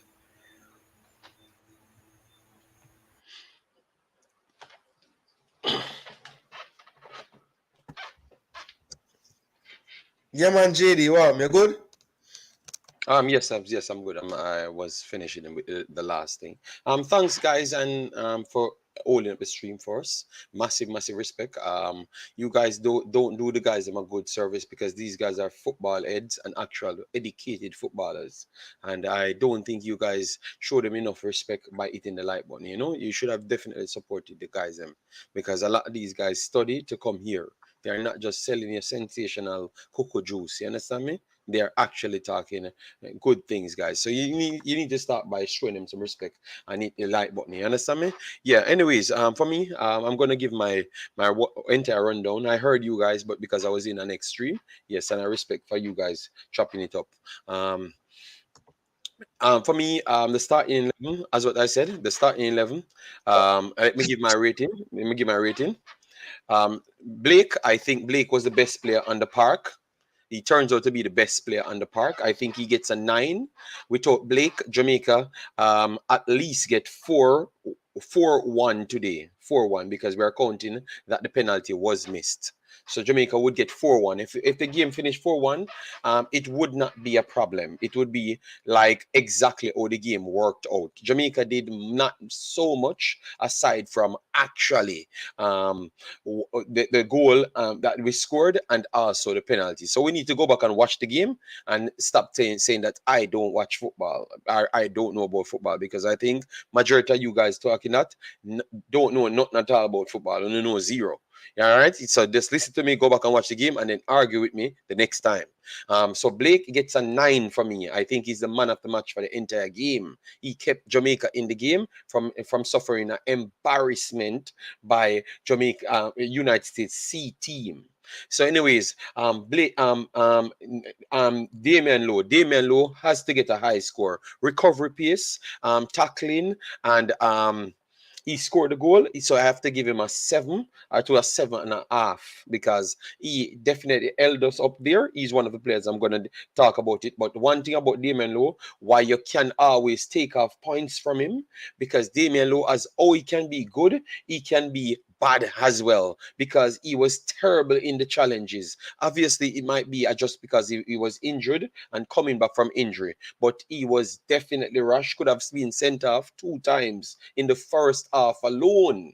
So aside from the first foul, he knew he had the first foul, and he gave the coach, the officiator, the referee, numerous opportunity to send him off.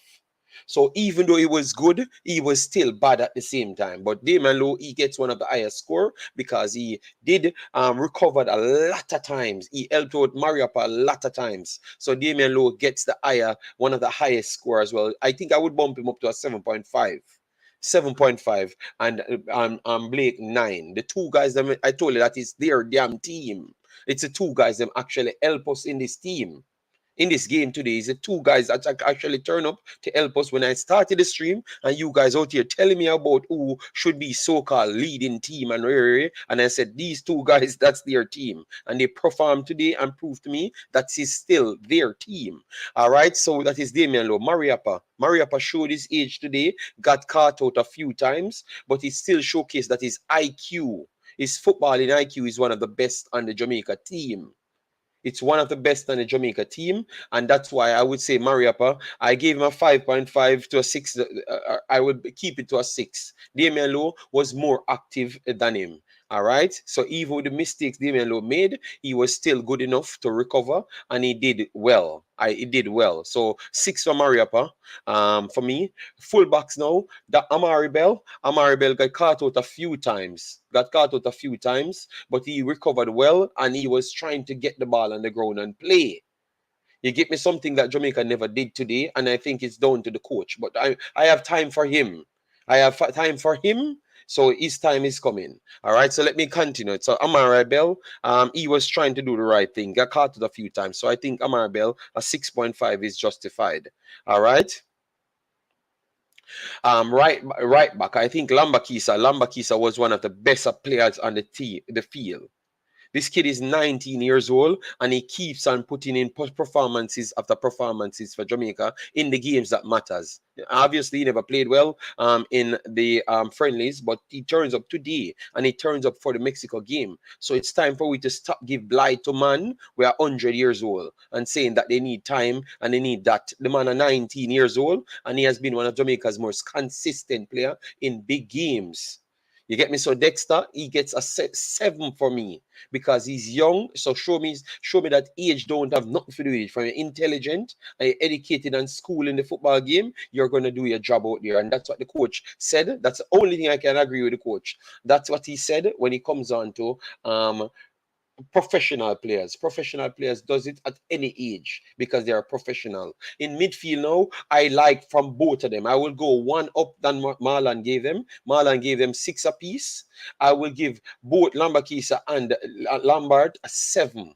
I think that they're good in the midfield. Is just because they never had a third one in midfield. That's why they got overrun in midfield, and they still put in their shift in midfield. So I think 7 for both of these guys in midfield. They worked very hard. You have a centre back playing central defensive midfield, and he never looked out of place. He looks like one of the best players on the park. Lambert showcase. I told you about Lambert in the Suriname game. He puts in some strong tackles, and then he comes back again.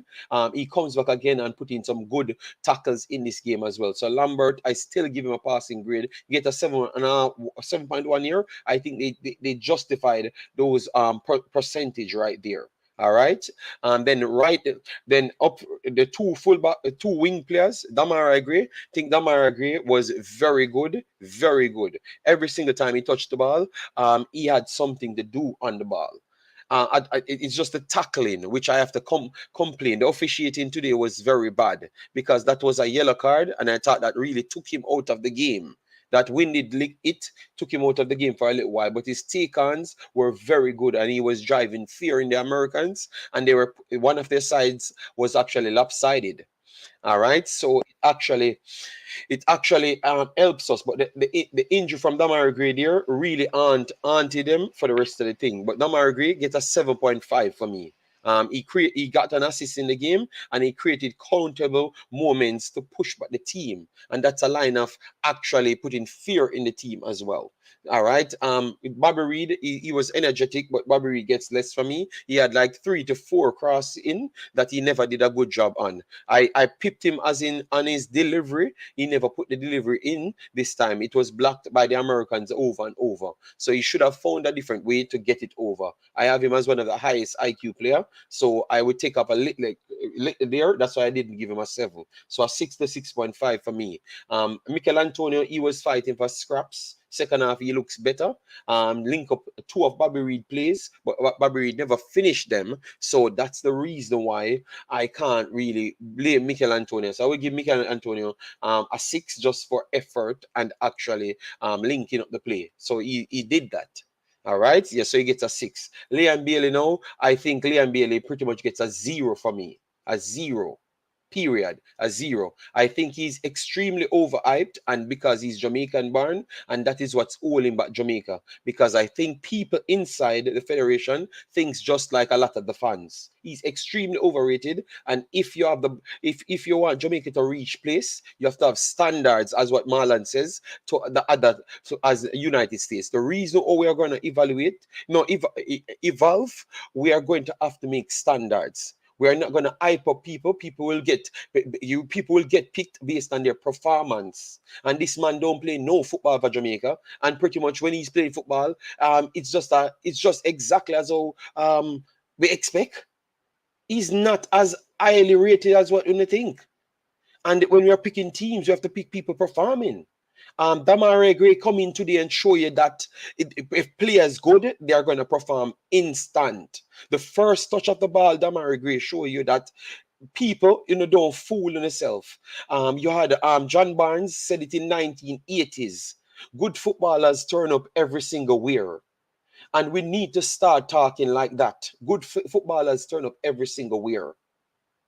Leon Bailey is not that good, brother. He's not that good.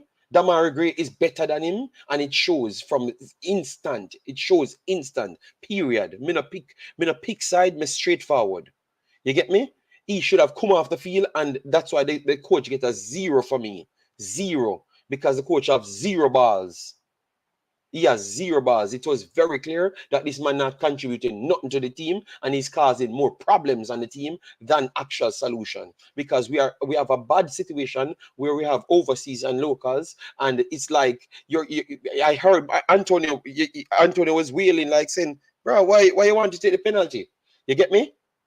Yeah, why you want to take the penalty? We need to stop these things, man. This is what mashing up Jamaica football. We should not be drawing this damn game. This is United States C damn team. We should be winning this game even with no chemistry. Because anytime we touch the ball, everybody can agree the star players them look like stars when they touch the ball. So we should have done a little bit better. Our midfield played well. You get me? So, too much poor decision. Jason, I agree with you. A poor decision. But Jason, at what point we're going to stop, say, Leon Bailey? Leon Bailey at 20 odd. Lambakisa at 19. Hutchinson at 19. So when they touch the ball, they look like they're playing better football. At one point, we need to start call out something, man. We don't, man, they get local points when they're born at Jamaica. And that's our problem.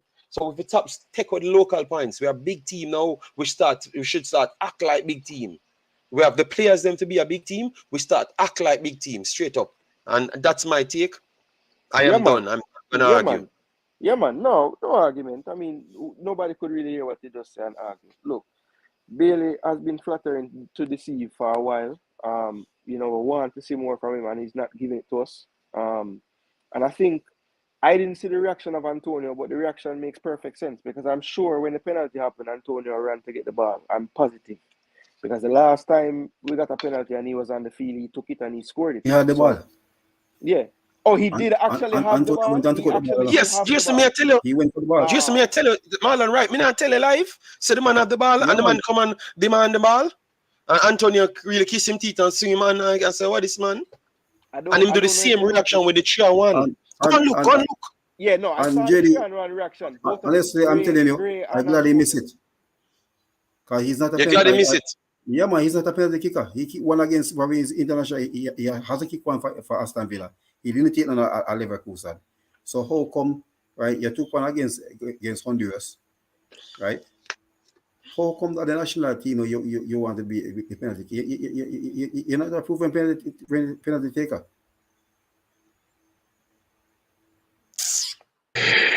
JD, I make a statement earlier. I said it seemed as if that Leon Bailey, pre-game, during the game, get coached by his management team. You understand me? And the fact say, him take the ball from Mikel Antonio. You understand me? If he only never see it because me see never see it because when the penalty forward, I look and say yes. Cause me ready, me start type already, Me start type already because the youth when it say, yo, this is a Jamaica go draw the game 1-1. Yeah, Jason said, yeah man, Antonio go take this man. I said, Jason, no man, you see man take the ball for Antonio. You understand me? So I get ready for type, say yo a 2-0 and start laugh. You understand me? So me feel like say yo, Leon Bailey still I feel like he might get some let me just talk straight like a Jamaican. Me feel like say yo Craig Butler tell Leon Bailey say yo him better than a Jamaica team now, man. You understand me? Because me not see how you humble this so. And the next thing again, I think I can slightly fault the coach as well. Because I think coming into a tournament game, yes, it's not going into the semi-final or the final, but the coach supposed to have some form a hierarchy or some form of system as to who take penalty, and if this person is not on the field, then this person take the penalty. So if he does have one, and Leon Bailey is the person who say he is the first person that take a penalty once to receive it, then you can't fault him. And if he had one that it says Mikel Antonio, whatever the case. So I think DJ Prezi, if you do coaching majority of the time, the dead ball specialists, they are the ones that take the penalties. So, if you're not a striker, who you see taking free kick today? Adama Gray taking the free kick, So that tells you that Leon Bailey was not no priority, no penalty taker, brother. He was third or fourth on the line. I make two arguments. So the first one, where him take the ball, I say it's an ego thing. It come down to ego. See?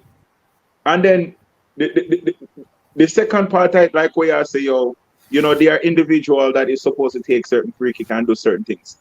You understand me? Because even the free kick, the assist where Gray made it, based on me there looking, it looked like Bailey did want to take that free kick there, and Gray overruled him on it, You understand me? Yeah. And take a free kick and make the assist. So I hope, just like what Marlon said, I hope this is a humbling experience. Seeing, but I would like to see like a sportsman bring out Craig Butler again and give him assessment over Percy, the game. Jamaica is so corrupted. Believe me, them are gonna spin it again for this cycle continues. I agree with you, and Marlon. Certain things have to reach Jamaica now because we have the quality players them. For we stop come out of this favoritism to local players. You understand? We need to start saying players which and not local or whoever. We need to just start say we have players. Everyone are one Jamaica. You get me? That's what we want. Jamaica. You know what we did want the coach we do? I say at the half time, me did want the coach, you know. It's like, oh, even though them say the US player did injured or whatever the case is, but he never did that play good. So them can't say injured or whatever the case is. I would have loved to see the coach take out Leon Bailey out of the game after the first half. Brother, me go over tactical, the man am saying never injured, take him out. Exactly. So good. I would have wanted the coach to stamp him authority, you know, because remember me always I just defend the coach, you know, but his actions today, they are indefensible apart from his starting 11 pick. I would have loved to see him take out Leon Bailey out of the game and drop in a Daniel Johnson or something like that. You understand me? Like, bruise him ego so he can realize, say, yo, the team will always be above the individual. Yeah.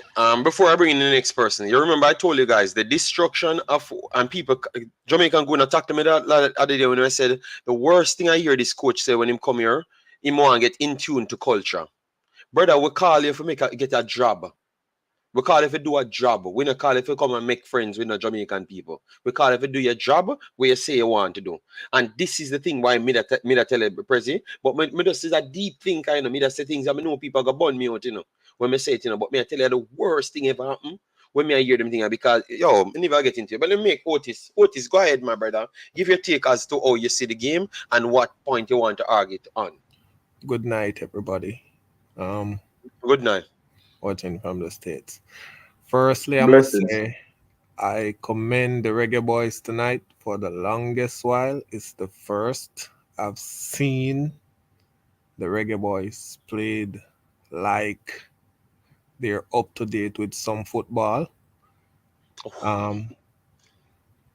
Yeah. See you laughing, but I'm gonna get into it. For one, I can remember when Whitmore was playing, was a lot of long balls, buff all over the place. It's a total different game tonight. Players passing the balls sharply, closing down the plays. But what most people don't understand, football changes. And this is how football changes. Every coach starts a game with a plan. And I saw the plan from Jamaica coach tonight. It was a very good plan.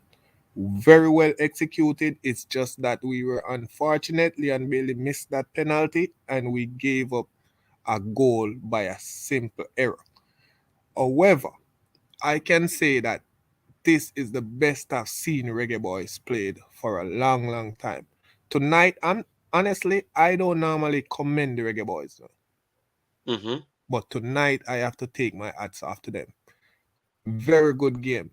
We started the game very sharp. We were closing them down quickly, making sensible passes, playing short passes, playing long passes when necessary. It was very good. However, I have been listening and hearing a lot of people bashing the coach. No, included me too as well. So you have to go at me because I'm getting into it, man. I'm getting into it. Because I want to talk your point as well. I want to get your point. Yeah. No problem. So the coach did nothing wrong tonight. I heard people complaining about the subs and making the subs earlier. Look at it. America made about 4 substitutions before we made one. Our substitution was the injury. And they scored in 88 minutes. And they made so many substitutions. And if it wasn't for that error, they wouldn't have earned that goal. So the game plan that the coach had was a very good one. It was just unfortunate. I want you to finish, but because you made so much points that that clearly not maybe you're in the game, so maybe you get to miss you missed a few things. I thought you said the game plan was very much executed. Execution don't come down to luck. Anytime as a coach, because I am doing coaching as well.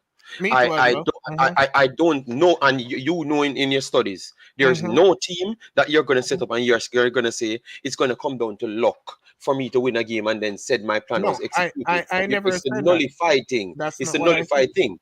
But That's Jamaica not what never I said. nullified. But No, Otis, that's not what I Jamaica, said. I said the coach had an excellent plan. yes. However, he did nothing wrong. The team Oh, was just unfortunate to mhm. concede a goal by a individual error. Okay. All So right. So that is not what you are saying is not contributing. Otis. They never conceded from an error. It was not an error they conceded. It was the least error position they conceded from. They gave up 4 other big clear chances, Otis, and that's what I'm trying to say to you. Did they concede from those 4 chances? Otis, it was down to the next team that is bad. That is not No. coaching. That's not the Rely on a man question. being This bad. no, I understand what you're saying, but Okay, this no, is the question to Otis. you. They Hold on, one never second. concede from them, Otis. Hold on, They never one. concede from them. I understand you. One question. This is football. In football, every team is gonna have chance and get chances, miss chances. What I am saying to you is that our goal that we conceded, it was from a individual error. You've been watching the game and you say you're doing Yes. coaching. What Yes. happened with that goal that happened? The player was trying to take the ball down softly. However, it just got a bad touch and it bounced further than where you wanted it. Otis, please go back and look at the goal. Otis, just turn back on the TV and look at the goal, No, please. I've been watching the goal. So you're saying that's not an error? Let me pull up the again. Because you said is of Otis. All I'm saying is what you're trying to put a good spin on it. There is no good spin in football. You said that chance is created. No coaches in football want big chances to create against them. That's what you try to nullify. No, Jamaica I'm not trying to nullify that. You are the no, one. no, Otis. No, I'm not talking about you. I'm saying in coaching, what a coach is sets up to do is to nullify big chances. Entries can create on you, but big chances should not be creating on you. Jamaica gave up. So did Jamaica create that chance for that goal? For that goal? Yeah. I wouldn't say they created the chances for the goal. I wouldn't say that. I think you have to give credit to the United States. You're kind of contradicting yourself. No, I'm not contradicting. Otis, I'm not contradicting myself. Otis, listen to what I said, Otis. I said the goal that scored on Jamaica was the least error goal. I am sticking to my point. We had give up 4 more errors in the game, and we should have gotten punished by those 4 errors. But we didn't. So you can't elaborate on something that didn't happen. Why are you elaborating on it? That is because football. it was not down to us for not to concede. Right. So it wasn't up to us for Leon Bailey to score the goal. Yes, that is up to us because that is up to us because we are the one in control of it. But it was up to Sonara. What is his name? Jason Sonara or whatever his name. Sonora, whatever his name is. It's up to him to put the damn ball in the back of the net twice, and Jamaica would not even have a chance. And then the next one, they should have put it in the back of the net again. And Blake put himself in the position, and obviously the player kicked the ball on him or kick it close to him, and then he makes the save. Kudos to Blake. Can I share a point with you? Yeah, man. Go ahead. I'm just challenging your points. This is what I am. This is what I honestly. It's hard. It's really hard for me because, as I say, I really watch local league, right? And it's a mind thing that I realize with locals. Oh, we view football. I'm gonna say, oh, we view football. We view football backwards. Simple example. Look at Manchester United. Look at David De Gea, right? Manchester United may be playing a game. And sometime if it wasn't for David De Gea, saving 50 shots, 50 goals, however, we win the game 1-0. You're going to say the team didn't play well or whatever. No. Yes. Otis, I'm in Belgium and Netherlands. That is exactly what will happen, Otis. What are you talking about, brother? 1 second. What I am saying JD, is, right? JD. Let Otis finish so we can take the floor after this. Because what Otis I am saying is, brother. This is soccer. Teams are going to get chances. teams are going to miss chances. However, you can put your team out there with a plan. And you execute your plan so well. However, a simple error, a own goal or something costed the game, that doesn't mean the team didn't play well. That's all I'm saying. Okay, well, Otis, the team never played well, and I promise you, Otis. Yeah. No, before you go nowhere, DJ Prezi. Otis said he's doing a coaching. We have 159 people here. If you hear the coach come out and tell us he play well, because I know he's an honest man, Otis, make sure me go post the post on the channel here, and you're gonna see how much me know about football. Because him gonna come later, and him gonna tell us that the team play good. So Really? Me not ask you. Me not hear nothing from the coach. Me and him and a friend, but me Okay. promise him I'm gonna tell us that the team play good. Just watch. And because he's an honest person. what are you? I need you to do that. And what are you going to do or say to me when you watch that interview and Yes, and it doesn't go in your favor? Otis, every single time I say something here, it goes in my favor because And I'm telling you tonight that you will be wrong. I'm telling you tonight that you will be wrong. All right, no problem. You can finish your point there. No problem, big boss. You just wait until the time come, and you will join my post match tomorrow. And you're gonna hear what he has. JD, me have a question for Otis. Come here, challenge Go ahead and ask him. Go on, ask him. Yeah, Otis attempt to make a strong point, and then him use my team as the reference, Manchester United, and him say if the goalkeeper, which them need to get rid of, like make 50 save, and them end up losing the game 1-0, or you need to win the game 1-0. How is it that the team never played well? Tell me which team that is playing well is going to give away 50 chances. Let me ask you a question again. And you have to answer a question first. Answer that. What team that is playing well is gonna give away 50 chances? Many teams. And let me answer that. Let me clarify that. Right? Because you were saying you're a Manchester United supporter. Let's go to football. Did you watch the Champions League final? Hold on. Brian might say, JD, the coach said that they are happy with a point from the game, my boss. Otis already listened to the press conference, but that does not mean... No, I didn't listen to the press conference. No.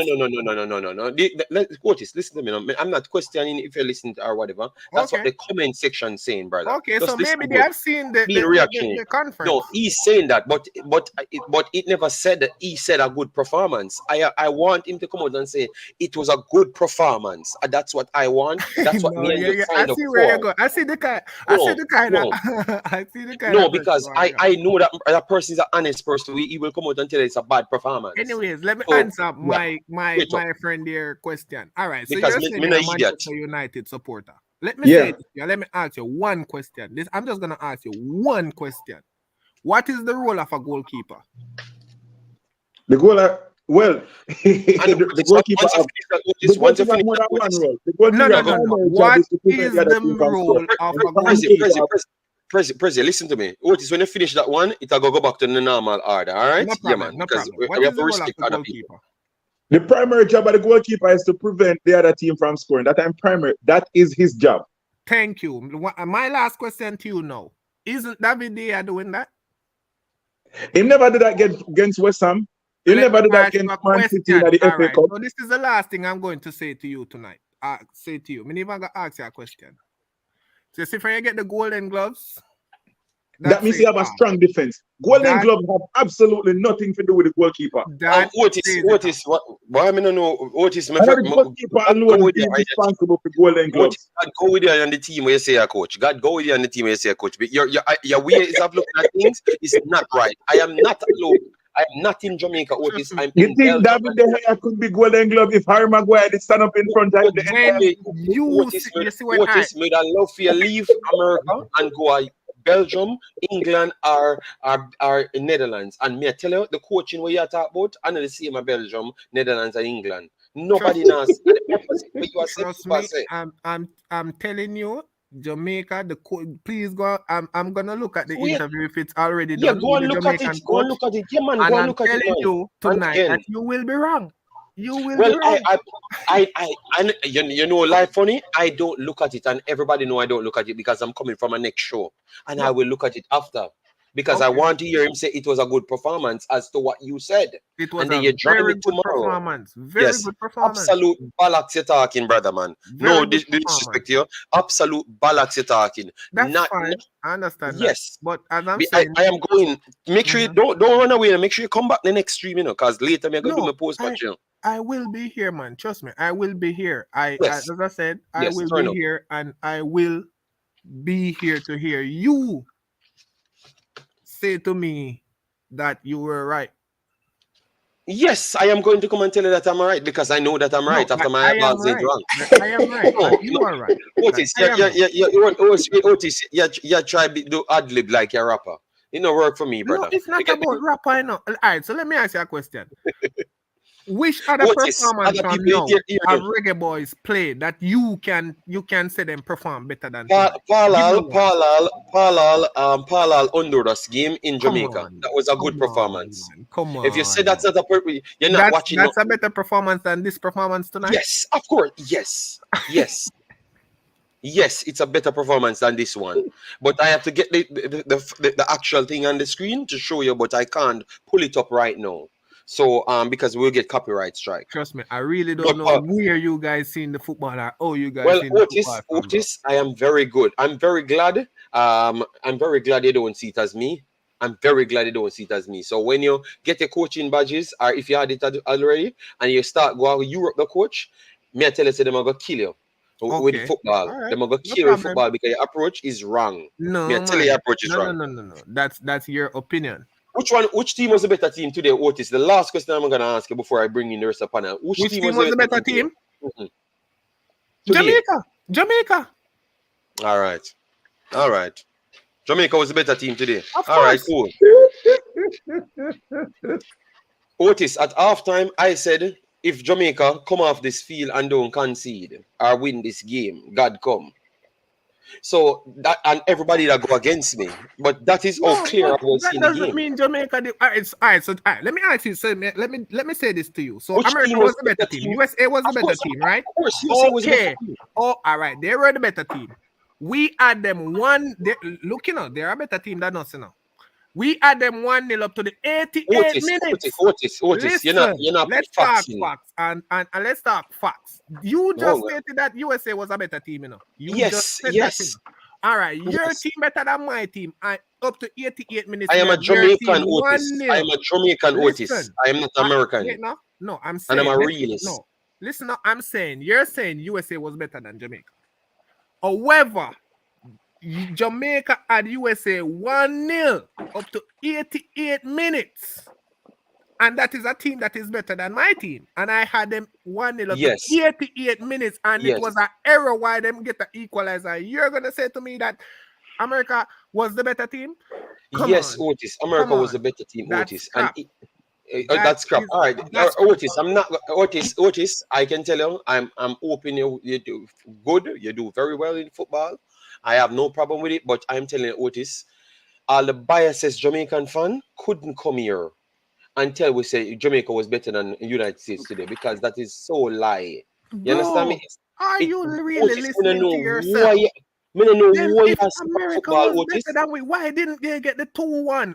Why didn't they score earlier? The 2-1 because we have a player, which is in Andre Blake, that was a big game player on the day, and we had Sonara was a poor finisher on the day, but they created the 3/3. Otis, a 3/3 play damn football. Them better defensively, them better midfield, and them better with creating opportunities. Otis, stop, brother. You say you do coaching, man. Brother, I don't need for there's a fight over nothing, brother. Every statistical proof and every eyeball and planet Earth, Otis, see that the man them better. The only thing is we have better name players on the field. And when them touch the ball in the isolated areas, I could give you that Damari Gray look like he's a cut above everybody when he gets it in an isolated space. But how much time that happened in the game? After he get the big hit in the game and the referee never give a yellow card or nothing. If you complain about that, I could have understand. All right. Give me something what is factual, brother. What you're saying is not factual. All right, let me tell you this. I was watching the game, and when the game ended, the analysis persons in USA, in the States, right here, listen what they said. That is a problem. That's a problem there. And the USA people listen to. Can I speak? Of course. They said USA was lucky. They were very poor. Listen, listen what I'm saying to you now. We were very poor, and we were lucky to come away with 1 point. And they That gave it. No, give the context coming behind it. from Continue. American press. Continue. Okay? Yeah, but I heard it. So, I heard it at listen. halftime. Otis. Otis, at halftime we heard it as well, Otis. The what? You don't know about narrative, Otis. You don't know what's going on in America, and you don't know about the narrative. It looks like you're in America, you're not knowing what's going on in America, bro. Please, man, bro. So Otis, just stop, brother. Just stop. You don't see the game.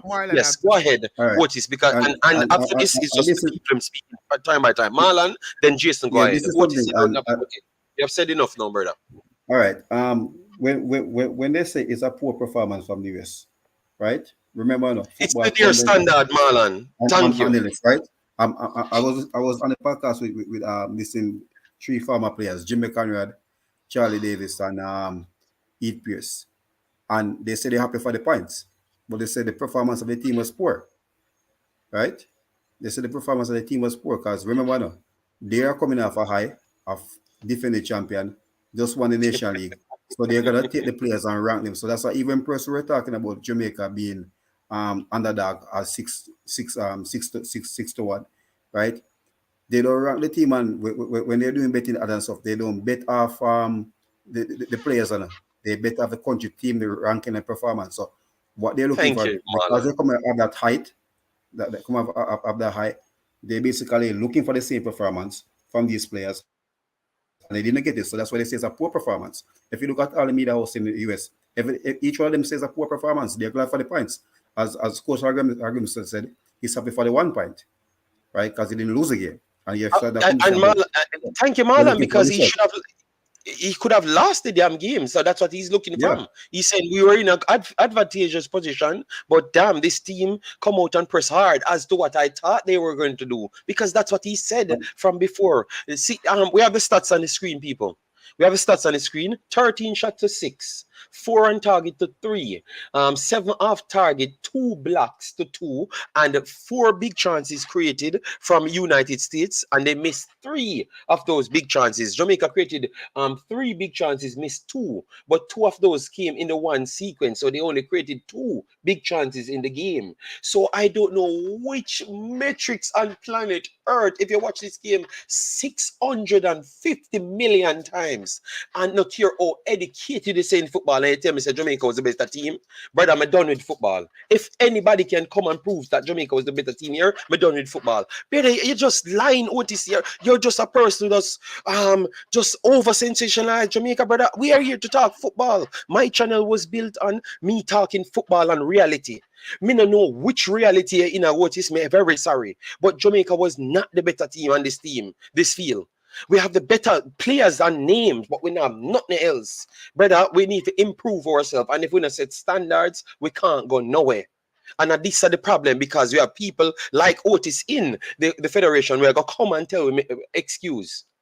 And then make up stories to make fit a narrative, really, brother. It shows you something, you know? It shows you the USL have a functional system, and it shows whatever player they put inside of it, right? I think Sonora was probably the poorest player on the field today, right? But he's still young. He's still a young player, so I think pressure on him. Official debut in a competitive game, so I think the pressure was on him. He didn't show up. Zendeas was out of the game for a very, very long time. I think when the players that they brought on, all the players they brought on came and made an impact on the game. So I think they basically, and you saw where the fitness of the coach said it, even the press conference yesterday, that they're in season, right? The players are in season, so you're gonna find fitness level. If you look at our team, the 2 fittest person we have on the field was Dexter, Lambert, and Lowe, right? You saw their fitness level, how they move on the field when they compare. I think Latibo their legs left him there. Right, that's why I said I'd have brought on Russell to really come and stabilize the hold on to the ball. Sheely try to make some forward pass, and we weren't getting that. And if you look at it, JD, it's the same. It's the same way like the Gold Cup game, the past Gold Cup game against US. The goal came from the same way. Long clearance, the ball came back, And the coach said it. The coach said the players are they're getting passive. They were looking to make the sharp pass in the midfield, but the defense line started to come back. They were basically an 80 back, so the pressure was there. So there was no outlet to get a release. And even if you played it down to Corey, the score broke and Bobby Reed alone up there. Yeah, brother, it was very clear. The problem is how we can move on when we can't even acknowledge that we had a problem. And that is one of the questions that I would love to ask people like Otis. If we can't acknowledge we have a problem, you think you know what we're going to do, Marlon? If we go out and play like that again against Trinidad, we just make the game closer. The problem is, he does not realize that I respect the players them on the field and I expect better from them. That's why I'm setting a standard and we want to achieve that standard because we have the name on the paper, so we should be delivering, even though we know we don't have enough chemistry. We saw that we could have hurt this United States team and we made them dominate us in the midfield. Go ahead, Mr. Otis. How long does USA have this team rolling with? How long? 3 weeks they picked it, and 5 days they're training. 5 days. How long does Jamaica have their squad? 3 weeks, and then 3 days for the five players. Good. 3 days for the five players. Don't twist my narrative. Don't twist my narrative, Otis. Don't twist my narrative. 3 days for 5 players. Let me put the facts out here. Yes. So you're saying to me that a team that has more better system, more time, right? Better system, more in their time, country as well, right? And look at Jamaica, just get 2 days with these players. 3 days. Oh, 3 days. Stop trying. 3 days where these players will never come together and try to. It's just like a pickup. And you couldn't beat Jamaica with that, right? And you're saying to me that Otis, remember, make him finish him point, man. Remember, I said the only additional is Gray, Latibodier, and Bernard. All the other players have been around the team. So it's basically a nucleus of your team there. So you have 3 new players came in, right? Bailey, they came in late, but they are part of the nucleus of the team. So we have 3 new additional. So basically, our players should basically use to the coaching method already. But if you look at it, the US team, remember now, when the National League team was in camp, you can have 2 teams in camp. You submit 23 members for the National League. You can submit another 23 members and say, okay, we have 2 training in camp. So when the National League finished, the camp was officially called. They have 4 players that roll over from that tournament, right? Didn't get any game time, apart from the goalkeeper. But what they have, as I say, they have the system, they are functional, so they know whatever player they put in there, right? Santos was one stand-up player at the last Gold Cup, came back again, look, was one of the better midfielders on the field as well. So it shows you they know how to, they are functional. So when we find a system now, we bring players in, right? They can just come and fit in. I think it's either for them or great to fit in because he's an attacker. If you're for fitting a defender or a midfield, especially in the central position of the midfield, very, very hard. But because they have a system and the players they play, most of them play that system in the US, it's easy for them to function. I understand what you're saying. And I just heard JD said if Jamaica play like this, it can be Trinidad, right? No. I never said we can't be Trinidad. We said I pulled out the video. I said we just create a difficult situation for ourselves. So we just made it close. So I'm gonna tell you tonight. I'm gonna tell you tonight. You see, if Jamaica play like this, as a matter of fact, Jamaica is gonna beat Trinidad by at least 2 goals. So if you wanna, but attack my point, Otis. Attack my point because I've not. We playing the same way as they play tonight. Trinidad is going to be in problem. I ain't asking you. Okay. I'm telling you. Okay. So you think you are okay? We're not gonna argue point. This is the difference. I don't think Jamaica will get the intensity from any other team. Probably Mexico on the pressing level, right? I don't see Trinidad team pressing us. Like no. Right? Because US use three type of pressing. They use a German G-down pressing. They use a counter press. And still gonna score, right? And still gonna score, right? So and their fitness level, Trinidad team won't be that fit as US. Because US team, they're playing, the players are playing a higher level. It's a different fitness level. So right? Regardless, person might say a C team, it's America team. When it goes on paper, They didn't do say have you a say C system. team. They do have everything. So that's why I'm saying Jamaica. There's no way you can come out and bash the players or the coach. This was a very Yeah, good but no, game the guys played. but Otis, you never listen well. You said Jamaica was a better team on the They pitch, were. and that's not They true. were. Then if All you right, have then your Otis. best team Otis, running over me and can't Otis, I score with want to better players. Otis, we Fitter don't, players. Otis, that is the lie. They not have the better players them, Otis. In them don't have the better players them. We have Leon Bailey, we have Michael Antonio, we have Damara Gray. That's why we upset, because they don't have the better players. And that's why it's called a C team. These players could have made United States first team, Otis. Just listen, man. I think you just try not listen to understand I am what not you're saying. trying to listen. You're not getting me. Get your point, you know. You're not getting my point. Oh God, man said get my point. You're not getting my point. I do understand what you're saying, but you're not trying to understand what I am saying. Demari Gray at the first, the guy never get to train with the squad properly, right? Michael Antonio, yeah, him there. Bailey there. It's just unfortunate Jamaica lose this game. Right, what if you think if Bailey did score that goal, Jamaica would have lose this game? Come on. Come on. Me still 100% sure it would have been more better position for Jamaica. You that, yo, no, you can't tell me something. We don't know Otis. You're not a prophet. You know God.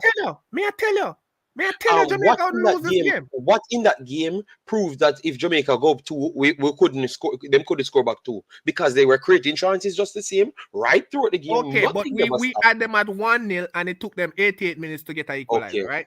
So what are you? But did they not have big chances? Did they never have big chances, Otis? Didn't we get chances? No, Otis. No, to Ross. They never watched one. We didn't get chances. Stop. We didn't get chances. We no walk until How about Bobby Reed got away in the box twice? Bobby Reed tried cross the damn ball, Otis. Him tried cross the damn ball 4 times and none not successful. Go watch the game, Bobby. Go watch the game, Otis. You now watch nothing, brother. Otis, you try to contradict, brother. You don't watch the game. Contradict. May I tell you, so he didn't get away in the box twice. He just made the wrong decision. Look here, people. People, I'm gonna show you all life funny. Me no look on the stats because you know me not do nothing aside from a go up on an extreme. Me gonna show you all the facts always line up to what me say. Me gonna pull up Bobby Reed here. Doesn't mean nothing in football, bro. Otis, stop. Doesn't mean nothing in football. Otis. May I beg you, please? No disrespect. Let me just continue my show. All right, so me can't continue my show with upon it because it not going away. It not going away, my brother.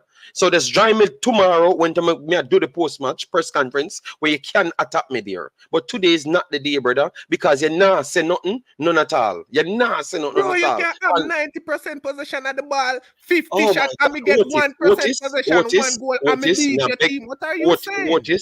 Otis, all me I say to you, say, me ask you a question, who was a better team, and you make a point, and me give you counterpoints, and you can't attack them. You keep on saying all that sort of thing, who no come early, who no come late. Me ask you who was a better team on the day, and me give them a points them. That's it. Me no need to lead to the other.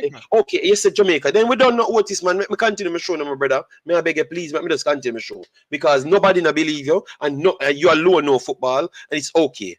Just join me tomorrow when we do the press conference. I'm going to break down that. Me give you the time where you can join. But today is not the day because me know a foolishness attack. You understand me? I'm not going to agree with it. So it's not going away. So if you can just come on for mash up the show, yeah, you get me? Because me not go in the whole back and forward argument at 8 o'clock in the morning. I'm in the panic, brother. So anyways, people, this is what happened. Listen, this good. The chance is what he talked about in the box. I'm gonna show you, guys. I'm gonna show you in the box. In the box, he tried to make crosses. It never even registered as a cross. It registered as a pass because of the proximity of the actual play. So it never even registered as a cross here. All right. So he completed 14 of 21 passes in the game, which is 67. Decent, just the same because he's an attacking player. All right. But all of those crosses that he played got blocked. And that's why I gave him 6.5. Just please go and watch the game before we come here and contest things. You don't like when we are talk on the stream? No problem. Well, go and rewatch the game and then come and contest us with facts. So we can go back and check our facts now and then we'll see which one is lying. But it's not going to be wrong because the facts is there. All right, it's very simple. The United States was a better team, and me not even make up story. Me not that egotistic. Me can understand something, and the only way people learn in life is to acknowledge the truth and move on. If you can't acknowledge the truth, you can't reach the better. And me I tell you, say, based off this conversation, Jamaica can't be a good team. Because if you think this is a good performance and Jamaica go reach somewhere with this, that can't reach nowhere. Because that with the light years away from United States. Because at the United States C team, the real team would have destroyed Jamaica today if they make Jamaica on this day. So I want to see what the coach are going to do in the future. That is just what me ask for. Me nah bring down the team or nothing so make you feel less than the next person. Me nah do that. Me talk the facts what happen on the field and you can't dispute it. It happened. So no make any story you want to make up, that's it. You say you do coaching, no problem. Me I do coaching as well too. And I know this is absolute bullshit when I sit on the field. I don't want to cuss a swear word, but absolutely garbage. What kind of good performance? I want to there, man. Let me just move on here, man. Jason, in the final piece, and Marlon, in the final piece, I'm going to come on for the stream here, man. And just move on, people. You can talk about the time what they need and everything, but don't come and tell people, say the next team was not better. Because you only can learn if you can acknowledge that something happened. And then, man, them find excuse to everything. And that's why I don't like cover Jamaican content. Because the truth is just hard for the man them admit. Oh, you can't improve. If you think say do a calculation right, and every time you say it right, and the people might tell you say it wrong, and you make up excuse to tell them say it right. Oh, you're gonna be a dunce spot in a class. You're gonna be a dunce spot in a class. That's the way you're gonna be. Because if somebody tell you the facts and you tell them say it wrong because you have a next wave to tell them what the facts remain the facts and it done. Jamaica never play good, no statistical proof, no show that. Them never play better than United States. If you, I want to tell you, brother, man, I kind of done with them. Look on the left of the screen, on the tilt of the field. And tell the people which one are Jamaica and which one are USA. Jamaica is over this side. Yes. So go ahead, Jason. Add something people from reading super chat. Yeah, so based on that, clearly USA had the ball in our territory much more of the game. And they had more clear chances, right? So I wouldn't say we were better than them today. That would be a stretch. Yes, we had the lead for a long time, but I mean, the analogy that I will use is my team is Arsenal, and we had the lead for the longest amount of time in the season. But no one would say after the season we were the best team because we weren't the best Didn't team. win. Exactly. So it's tough for me to hear an argument that we were the better team just based on the fact that we had the lead for the longest amount of time in the game. That's not enough for me. That's not enough for me. So, yeah, I mean, look, Otis, I'm not going to disrespect you or nothing, but I disagree with your point. No, but Otis, I got to tell people so local things because they don't know about football. Brother, I'm not there Jamaica. Some of them know what you tell me some local thing. You get me? So, brother, just stop coming in big talking, brother. And so, JD, the one positive in all of this is finally a person say that you're a Jamaican and think you're a local. So you get back your passport today. Yes, okay. Yo, just I heard that, you know, I say, yo, if JD, I got a screenshot that one there, you know, my snippet. I want them challenge whether or not he's Jamaican, I just play it where somebody say, yo, JD, you have a local mindset. Yeah, man, JD is a sports max journalist, you know? Brother, I'm an honest person, you know. Me start wonder how me born in Jamaica then because it looks like me does different from everybody. Cause everybody gonna hate me because if me see the ball kick, but me can't even say that because Marlon come here say the same thing, you say the same thing, Jason say the same thing, and we have all of the people in the chat I say the same thing. If them see the damn thing, why we can't just admit it? But it does show that a few of us in a Jamaica think like this. You understand me? Hero man comes here, we are kill the team because we are taught the truth. You hear that, Prezi? Yeah, me hear, but apparently them never did listen to our assessment. You understand me? Because at the end of the day, I don't think anybody over here kill the team. We just give our honest assessment of the team performance today. You understand me? I said initially how I believe the coach wanted, how the coach set up the team. I like it.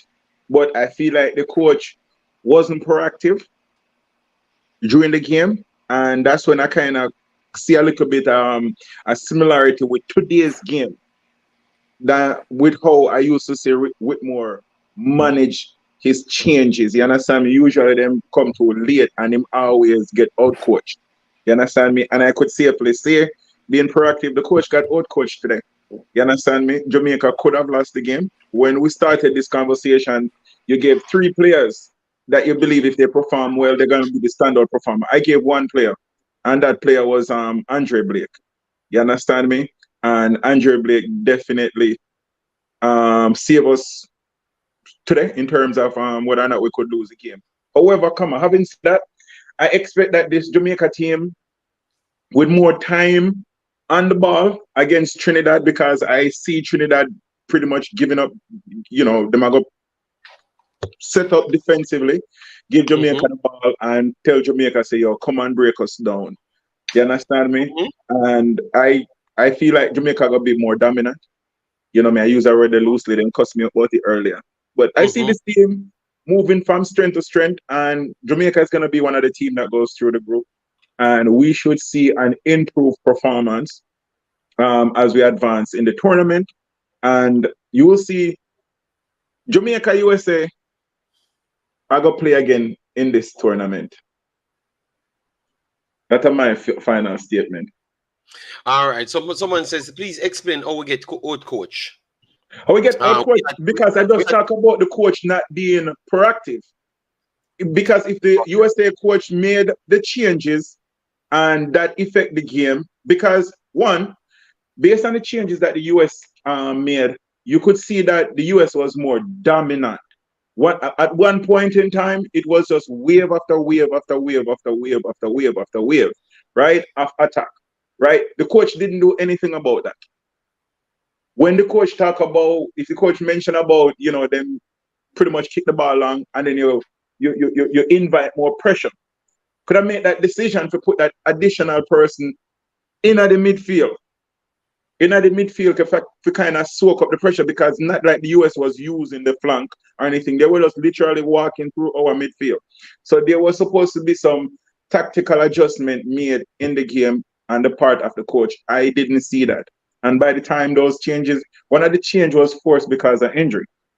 By the time those changes made, it was too late. So that's what I meant when I said he was passive and he wasn't proactive for this game. Because if everybody listen to me when me talk about this coach, you know, minus today game, you know, me always get cussed out, you know, because I always give him a high marks with how him manage a game. You understand me? And I feel as if today he didn't do that. All right. So guys, you can go on. I'm gonna post the interview, the short interview. He's gonna do a press conference soon. So I'm gonna post a short interview in the in the Discord, and you guys can check what he said as well. All right. Yes.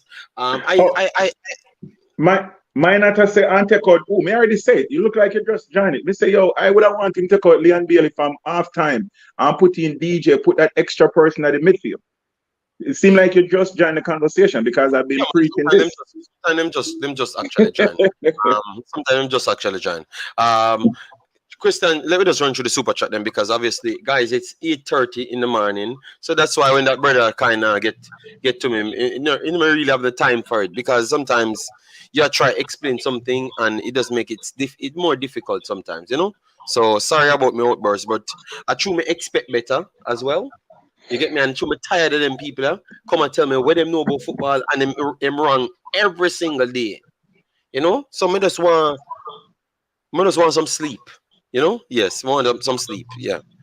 JD, question for the panel. Do you think we should only play matches in the FIFA mandated windows, but you can't get anybody else? So it makes no sense you play JPL players outside FIFA windows, and it's not gonna help because you're not gonna pick them either. You understand me? So it's not going to help football global, to be honest. Only if it's going to help, because you can't pick senseless friendlies and play players that you're not going to use it in, and that's just the reality. Trust the process. We will trust the process. And he said he agreed. No, he was asked if they were playing any game in Europe or UK in the future. He said no. He said all the upcoming winners, FIFA winners, are international game. So he said even for the local players, you'll have to find non-official FIFA date for them to Yeah, get so games. TNT we're gonna play 600 times all, and that not gonna help nothing. And that's what I'm pretty much say. The TNT not gonna help 50,000 times, you know. Well, it's a thing, JD. They get exposure Okay. at international level. And they know what they know where they are. So you will still take the TNT games and those games then, and then put the JPL player in a minute, because remember we can't get the other players then because it's outside windows. Okay. Yeah, you play the Caribbean team, so that's where you can probably even try to know. Maybe the local players try to prove themselves against the Caribbean team. You see players like it's our Guyana, Grenada, and this team, which are probably more quality than the rest of teams, right? Than playing a Grand Cayman or Bahamas or this team there. So at least you can start and make a local base with them. So you basically will have them like out of the top 35 players, but you know the quality will develop, and if they perform in the local league, then they get a chance to be a part of that pool. Okay, well, I'm saying that if we have to take money to put on that tournament, unless someone else put on the tournament, Marlon, or someone else asks for these friendlies, because I think right now maybe they are strapped for cash, so I don't think they can pay for those friendlies. You know, so if they can and they want to go that process, it's good. But for now, I wouldn't do it. And I would have tried to make sure we get the main team clicking at least to good some level, and get a system in, spend as much money on that at that point, and just keep on working. But if you say that, I won't disagree with it, because it's a way and means to improve the footballers in the country. That is definitely true, you know. So if you can, you do it. If you can, you do it. You know, but I wouldn't put it on my bucket list to say that I'm going to do that. You know. Yeah, I think I would take the money and try invest in the already made product that we have to get more money, and then in the future I try to catch up back on it still, Marlon. But maybe you are right, Marlon. That's the only way they will get a chance, because I don't see nobody getting a chance in this. Right? Remember, there are around 5 or 6 players out there expressing themselves, top players that will be available financially. So the selection process come, them person will ask more questions. So I think if they get exposure, like probably every 2 months they play one game against a Caribbean team, they get a lot of exposure there. They build on their international career. But where this first team is concerned right now, it's hard. Yeah. Let me just go to the next 2 comments and then give it to you, Prezi, because we are trying to get out the comments, the super chats. And people, if you just come in for the stream, like the video, share, and subscribe. All right, the real ones then, because sometimes, obviously, majority of people know what we have to say. In terms of the hard shoot, guys, if we took out Bailey, Sportsmax will give such man 30 minutes interview to talk about the coach. The corruption in Jamaica, man. I get on my nerves, man. You know, an ugly draw is better than a pretty win. I think that was a dyslexic type. I think it does say an ugly draw is better than a pretty loss. Okay. Wow. Yeah. Then does I try to say that's something with Papa and I sing.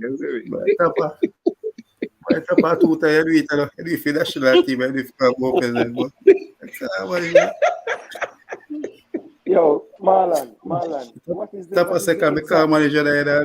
You know Tapa first. You know Mopez and coach alone. Long coach alone, sir. Yeah, Lord the coach. Me I tell you, say them make a dyslexic type of thing to style the coach, but Lord the coach, man. A direct quote that style. So King Amir says, JD, question: do you think this game missed Ravel? Would he add something better in the midfield? I based on how they are using the midfield, no. But if they had changed the midfield around and get 3 in midfield, I think he could add something to it as well. Because if you have Ravel, Lambert, and Latibody here playing, I think it would have been much more solid in a mid 3-3. To be honest, what we lack today in the midfield, we didn't have that person with that calm head. So you notice when Mihailovic and Roland came on, the calmness they had on the ball, right? That's when they start dominating us, right? So we didn't have that. We have 2 persons who are combative right there in the midfield, right? Bobby Reid, who's going to think about going forward, or Bailey playing attacking midfield. When they get the ball, they think about going forward. But they have the person who's really looking to squeeze a true pass, right? Because if you look at it, key passes, I think Lambert had one that he passed through from deep to Anthony, right? So we didn't have the true pass string to the right, to the flanks, or up to the forward. So I think, and I said I think Rabel could have added something to this team, especially a game like this, because he's very composed on the ball, and what you'd have done, you're taking him out of the defensive work that you have to do, because you have two persons there to win back the ball and give to him. And I think Lambert, I have to refer my ass off to you again. He didn't drop off from that Jordan game. Mm-hmm. And All right, I think he's a person who has Marlon, redeemed himself when it comes so to Marlon, but at what point we are going to really call out this two in a midfield playing against three? Every single time we play against three, it no matter how weak the opposition is, we're sorry in the midfield, and it struggles in games. So you're not going to ask a question like, are we going to ever really? JD gonna find, because guess what? Remember, Morris is a ball handler, CDM but ball handler. Sand is good with the ball as well. I think Sand and Latibody is on the same level, right? But if you compare Morris to Lambert, he's above Lambert, right? Yeah. That you gotta find that problem, because the two were basically the blanket to really shield the back four and the wing backs going forward.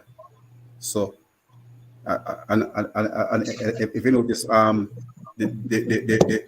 are not much one-on-ones against the centre back, because I think Lambert was more like both of them were dropping half back. The wing backs they basically were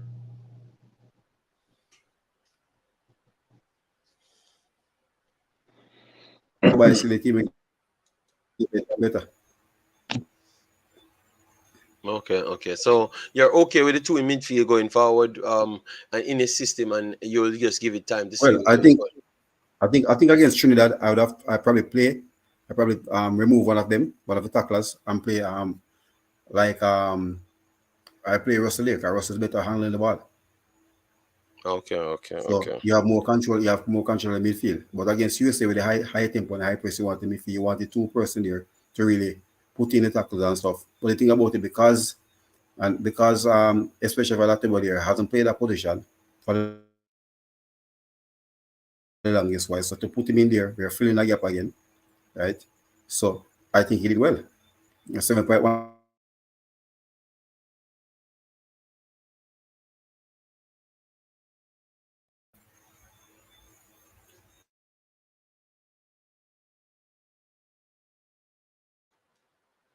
Okay, you chipped out there. So we chop up the final points then, and then we run out, because we know that the people maybe a little bit tired. So Prezi, give your final point, then we get Jason final point, because we know you guys want to sleep. Jason wants to sleep as his lady, so maybe he wants to wrap up with his lady, you know?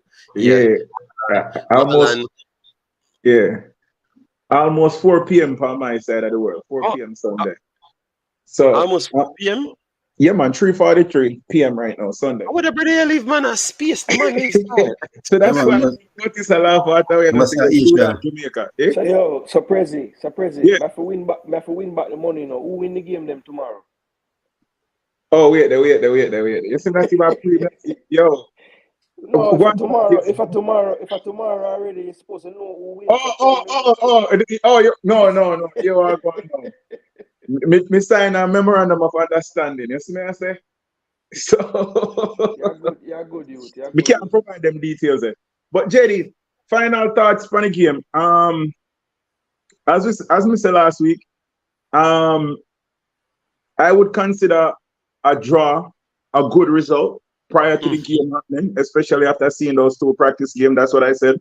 I said Jamaica getting 1 point, I would consider it a good result. But having said that and having seen the game, I still feel like it's 2 points drop.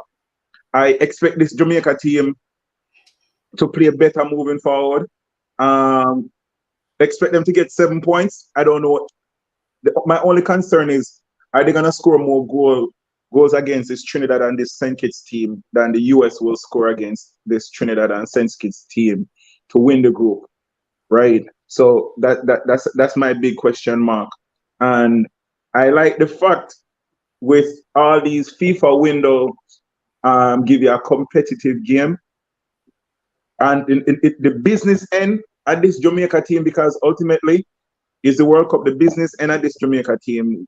Like, we're going to have some conversation, and we're not going to be able to find word to describe how this Jamaica team are playing. But for this game today, I'll take the 1 point and go back to the drawing board and move forward.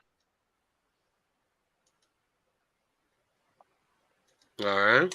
Yeah, Prezi, respect. So yeah, look, the game was tough.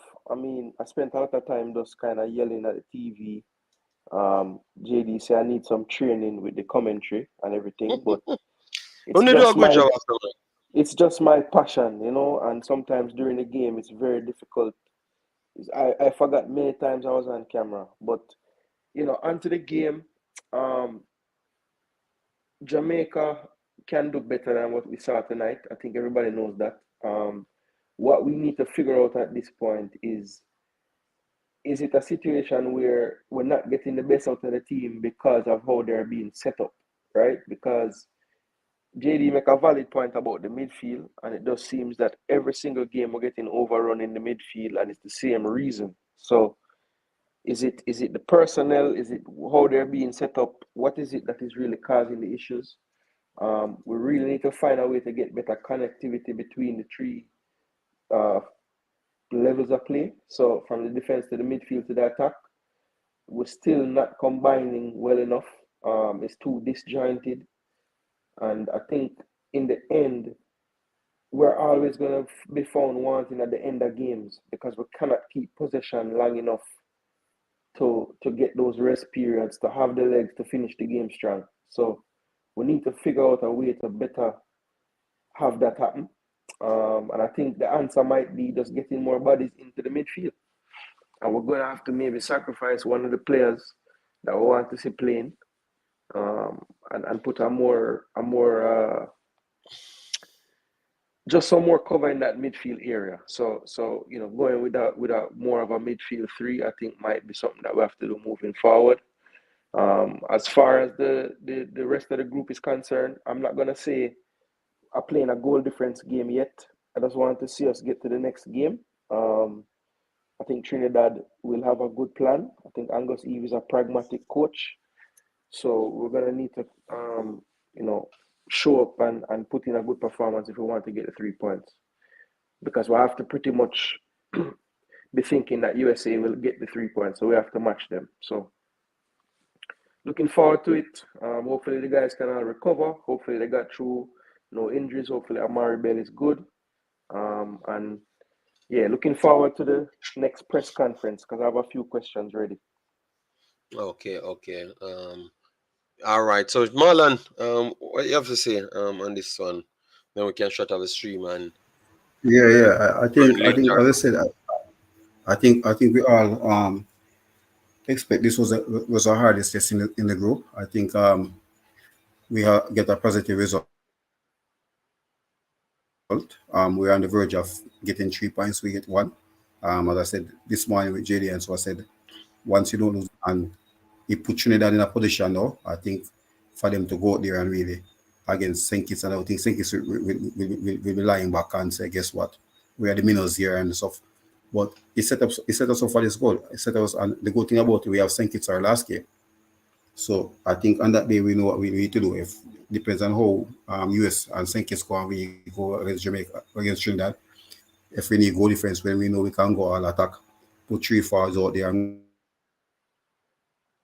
go for it. But I think the team will get sharper. I think by and stuff, I think we expect them to be more fluid going through into the quarterfinals, which we are looking for still. And expecting Pinnock, if he's gonna be there, defense. I think the team will be more cohesive still, and I don't see the front four, the attacking four, playing the way they're playing this.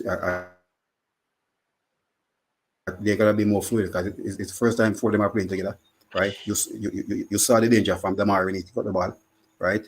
Or just once they start function as a team, they're gonna be trouble. And I think getting to quarterfinal, that's where everything starts off for them.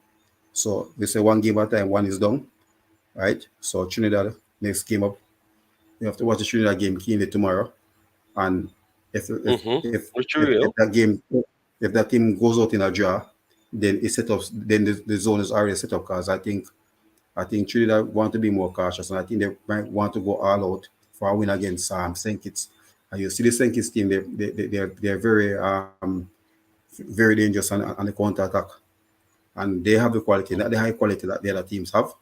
But it's gonna be an interesting game tomorrow. Watch it and see how it goes. All right. So yeah, man. Thanks everyone that comes through. As we said, obviously we are passionate about the thing. So sometimes we might not say the right thing or you want it. But for me, I know that I'm not going to take back nothing what I've said. Maybe only the ones about want to see man balls. I don't want to see any man balls. So for people that say that I said the wrong thing, yes, I am very apologetic to that statement. But the others about the game and some of these players, I think they're holding back Jamaica and their attitude is holding back Jamaica. The press conference, Jason, the press conference, you look at them, took the press conference already and we didn't get the link. So I guess them just talking at press conference this time and nobody asked No, the I question. think no. Well, I think the next time they'll have an opportunity on Zoom and all those things is like before the game with Trinidad. They don't have Okay, so after the game. After the game, I would have to have been in Chicago to ask a question tonight. okay. Because I'm gonna post most of the press conferences now.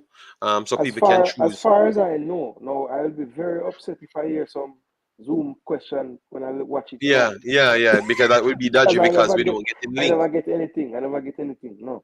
So and you never check on the site as well. Yeah, I looked at the site. I mean, I would have been there if there was a link. All right. So um all right. So what we're gonna do then, I'm gonna just post the press conference, and then tomorrow we will react to the press conference as well. All right. So people, massive respect, thanks. Hit the like button on your way out, and then we will chop it up. All right. Yeah, man. So peace out again, people. Take care and stay alive. That's all I can say at this point. Yes. So hopefully you guys are back tomorrow and we can chop it up. All right. Yeah, man. So take care. Thanks to everyone that supported the channel right throughout. Yeah, man. Bless up.